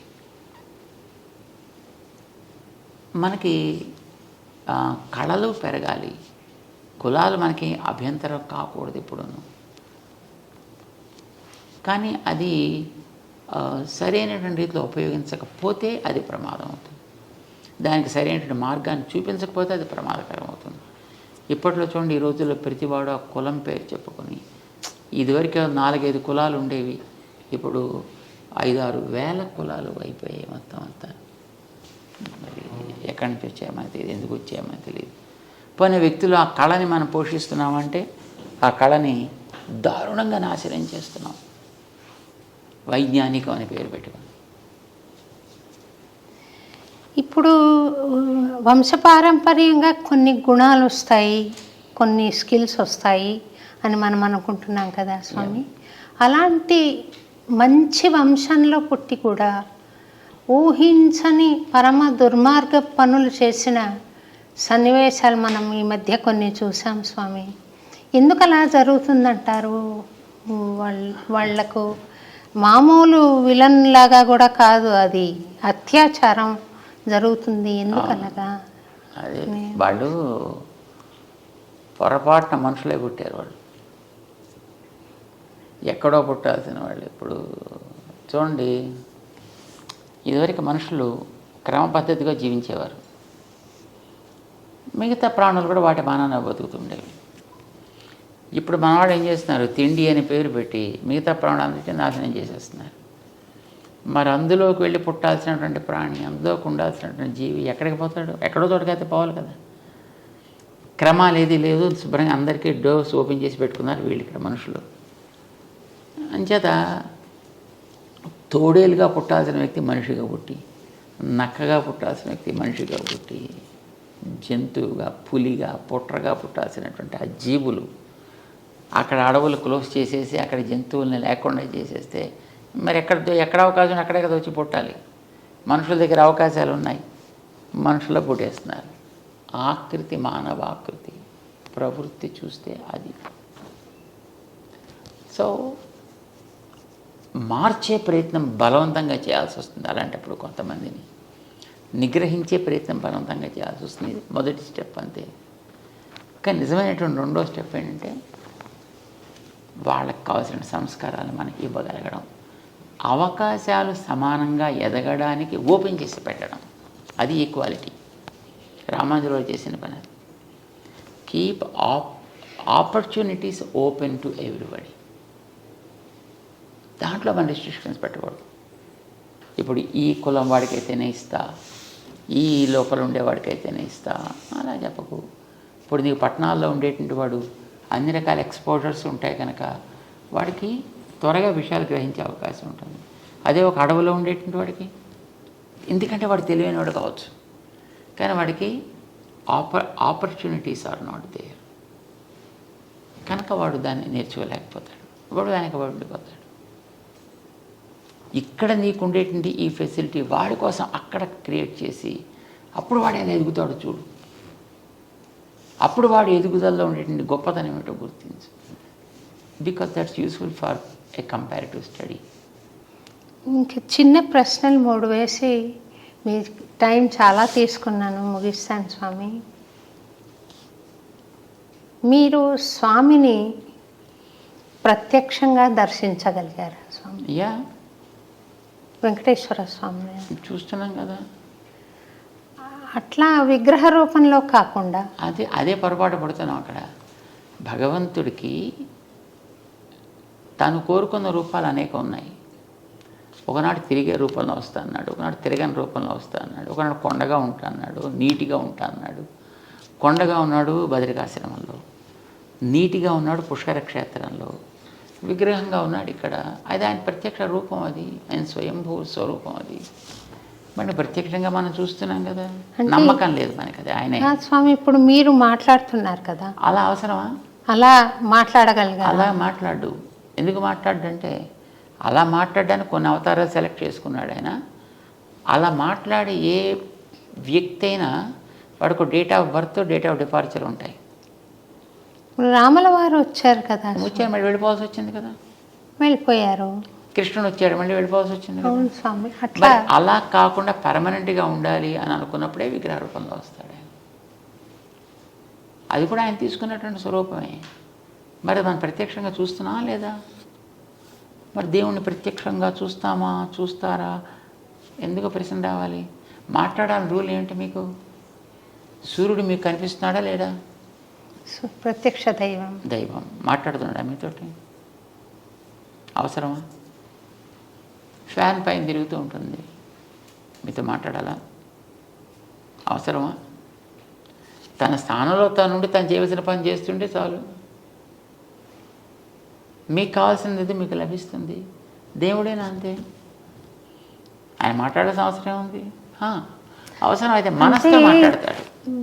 భక్తురాలిగా నేను విగ్రహాన్ని చూస్తున్నాను, మురిసిపోతున్నాను. స్వామి ఫ్లెష్ అండ్ బ్లడ్లో వచ్చి మాట్లాడితే బాగుండు. ఇప్పుడు స్వామి ఎలా మాట్లాడుతున్నారు? అలా మాట్లాడితే మళ్ళీ ఆయనకి మళ్ళీ ఒక మృత్యువు మళ్ళీ వెళ్ళిపోవడం వస్తుంది. అది మనకి ఇష్టమా? నో. అంచేది అలా రావద్దు. అనంత అనుభూతి వేరు స్వామి, ఫ్లెష్ అండ్ బ్లడ్లో రారా అయితే స్వామి. నో, కొన్ని అనుభూతులు నాకు భగవంతుడి అనుగ్రహంతో, ఆచార్య అనుగ్రహంతో నాకు కలిగాయి స్వామి. అంటే భగవాన్ మానుష రూపేణ అని. మీరు కూడా అట్లా కొన్ని సందర్భాల్లో నాతో మాట్లాడిన అనుభూతి నాకు ఉంది స్వామి. మనసులో నేను అనుకుంటున్న దానికి జవాబు మీరు చెప్పడం, ఇది భగవద్ అనుగ్రహం ఉంటేనే స్వామి అలా మాట్లాడారు, భగవంతుడి స్వరూపంగా అని అనిపించింది. అంతే ఉంటుందా, ఇంకేమైనా స్వామి దర్శనం ఇవ్వడం అనేది ఉంటుందా స్వామి? అది మనలో ఉండే భావ ఆవేశం అంటారు దాన్ని. ఇప్పుడు మామిడి పండుని తలుచుకుంటూ ఉండేవాడు, ముఖ్యంగా చిన్నపిల్లల్లో. అదే పండు పండు పండు పండు పండు పండు అని వాడు అనుకుంటుంటాను. వాడు నిజంగా అక్కడ ఒక తోట మామిడి పళ్ళు వీడు పెడుతున్నట్టు, దాంట్లో పండు పట్టుకుంటున్నట్టు, వీడు తింటున్నట్టు వీడికి భావన కలుగుతుంది. ఒక్కొక్కసారి పిల్లలకి నిద్రలో అలాగే అనిపించి నిజంగా లేచి నడిచేస్తుంటారు. ఇది భావన తీవ్రత వ్యక్తిలో కలిగేటటువంటి. అది లోపల బయట ఈ తేడా తెలియనంత క్లారిటీ వాళ్ళల్లో ఉంది. భక్తుడికైనా అంతే, భగవంతుడి విషయంలో అంత భావన తీవ్రత ఆ వ్యక్తిలో ఉండేటప్పుడు ఎదురుకుండా ఆ వ్యక్తి ఉన్నట్టు, మాట్లాడుతున్నట్టు, ఆ వ్యక్తి తనతోటి మాట్లాడుతున్నట్టు కూడా అనిపిస్తుంది. ఇది భావనే అని అంటాం. అది భక్తుల్లో ఎక్కడ ఇలాంటివి జరిగినా అది భావనే. నిజంగా భగవంతుడికి అలా రావాల్సిన అవసరం ఏముంటుంది కనుక రాటలాగా. అలా అనుకుంటే మనకి భగవంతుడు లేని చోట ఎక్కడ కనుక. ఇప్పుడు ఇక్కడ నీకు ఇలా కనిపించిందంటే ఇందులో కూడా భగవంతుడు ఉంటాడు కదా. నువ్వు ఇలా పట్టుకున్నాడు భగవంతుని నేరుగా పట్టుకున్నట్టే కదా. కానీ మనకి నమ్మకం ఉండదు అంటున్నాను. ఇక్కడ నమ్మకం ఉండదు. అంచేత మనం we are lost not because he is not there, we are lost because we not believed in the way he is for us. చేత మనతో అలా మాట్లాడద్దు. ఇప్పుడు మీకు ఇక్కడ కూర్చున్నప్పుడు ఈ విగ్రహం టక్క మన మీద మాట్లాడడం ప్రారంభిస్తే మీరు భయపడి పారిపోరండి. ఇది ఇలా కదిలిందనుకోండి తనంతా తాను ఇలాగా జడుచుకోరు మీరు అంతా. అంచేత కదలకూడదు. మనం భయపెట్టడం కోసం కాదు ఆయన ఉండేది, భయాలు తొలగించడం కోసం. చివరి కోరిక ఒకటి కోరుతాను స్వామి, మీరు దయచేసి మన్నించాలి. రైట్. ఒక అన్నమయ్య కీర్తన పల్లవి ఏదైనా మీ నోటంట వినాలని స్వామి, చిన్నది ఏదైనా. అమ్మో, మొత్తం మీరు మాట్లాడితే మీరు పొద్దున్నే కూడా అక్కడ నా దివ్య ప్రబంధం చదువుతున్నట్టున్నారు.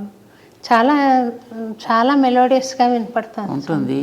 ఒక లైన్ అనండి. అంటే ఇప్పుడు మేమంటే ఇప్పుడు ఈ ముందర కూర్చున్న వాళ్ళంతా ధనమని పడిపోతారు అంతే. ఒక లైన్ అనండి. మళ్ళీ ఇంకోసారి ఎప్పుడు జీవితంలో మీకు పాటలు అందరూ సంతోషపడతారు. ఒక లైన్ ఏదైనా మీకు తోచిన పాట ఏదైనా ఒక లైన్ అనండి.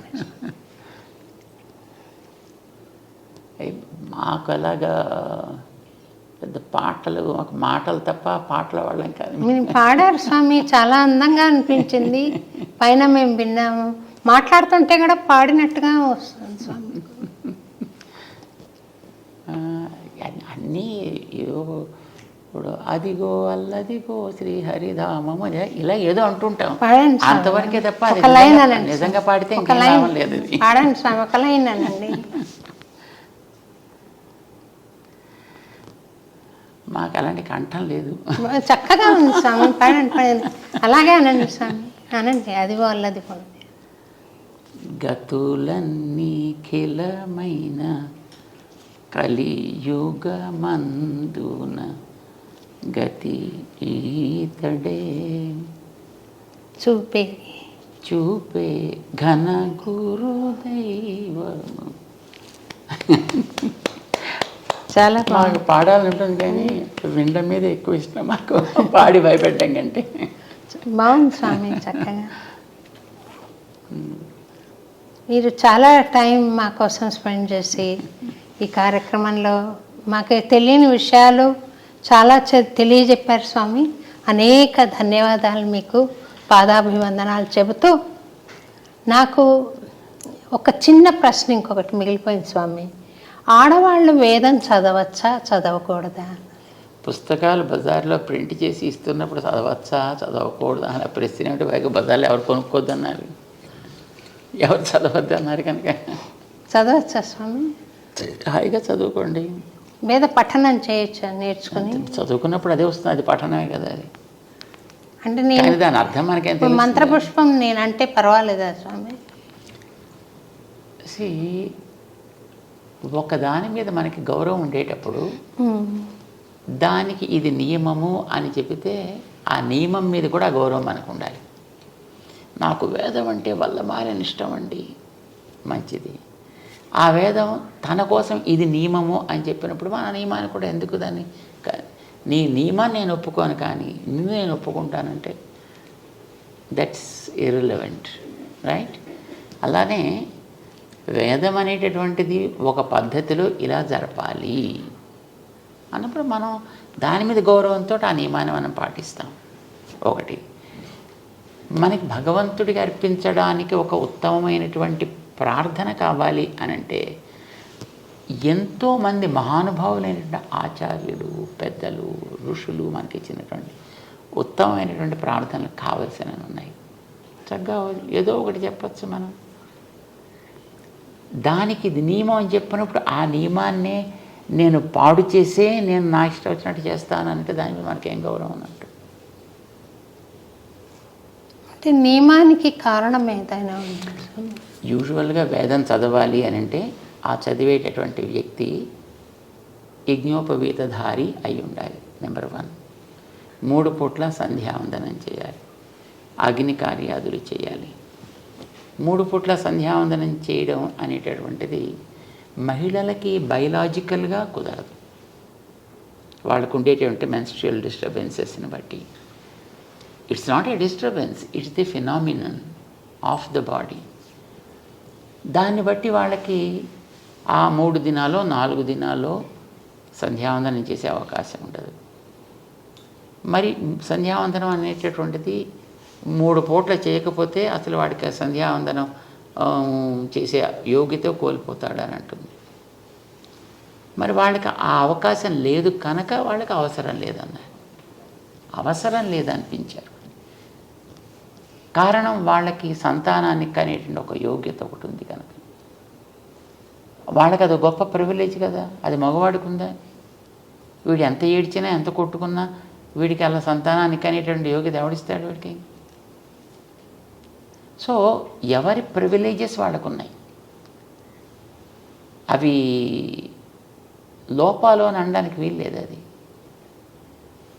అది వాళ్ళకు ఒక అవకాశం, ఒక అవకాశం. ఇప్పుడు ఆ శ్రమ నీకు అక్కర్లేదు, నీకుండేటటువంటి మరొక అధికారాన్ని చక్కగా నువ్వు హాయిగా వినియోగించుకో. ఈ అధికారం వాడికి రాదు కనుక ఎవరెవరికి ఏ ఏ నియమాలు అనేవి ఏర్పరిచి పెట్టిందో ప్రకృతి, దాన్ని పాటిస్తే ప్రకృతి ధర్మాన్ని మనం పాటించిన వాళ్ళు అవుతాం. That's all it is. లేదు చదువుతానంటే చదువుకోవడానికి హాయిగా పుస్తకాలనే మనం చదువుకోవడానికి అభ్యంతరం అయితే ఏం లేదు. దాంట్లో హాయిగా చక్కగా చదువుకోవచ్చు, అర్థాలు తెలుసుకోవచ్చు, ఆనందించవచ్చు. And who stopped? చాలా సంతోషం. థ్యాంక్ యూ వెరీ మచ్ స్వామి. చాలా థ్యాంక్స్ స్వామి. చాలా టైం మాకు కేటాయించారు. అనేక కృతజ్ఞతలు. ఓపికగా విన్నందుకు సంతోషం. మంగళాశాసనాలు చేస్తాను. అమృత తుల్యమైన సందేశం చెప్తుంటే, సమాచారం మీరు తెలియజేస్తుంటే వినడానికి ఏం కష్టం స్వామి. నాకు చాలా సంతోషం. జై శ్రీమన్నారాయణ.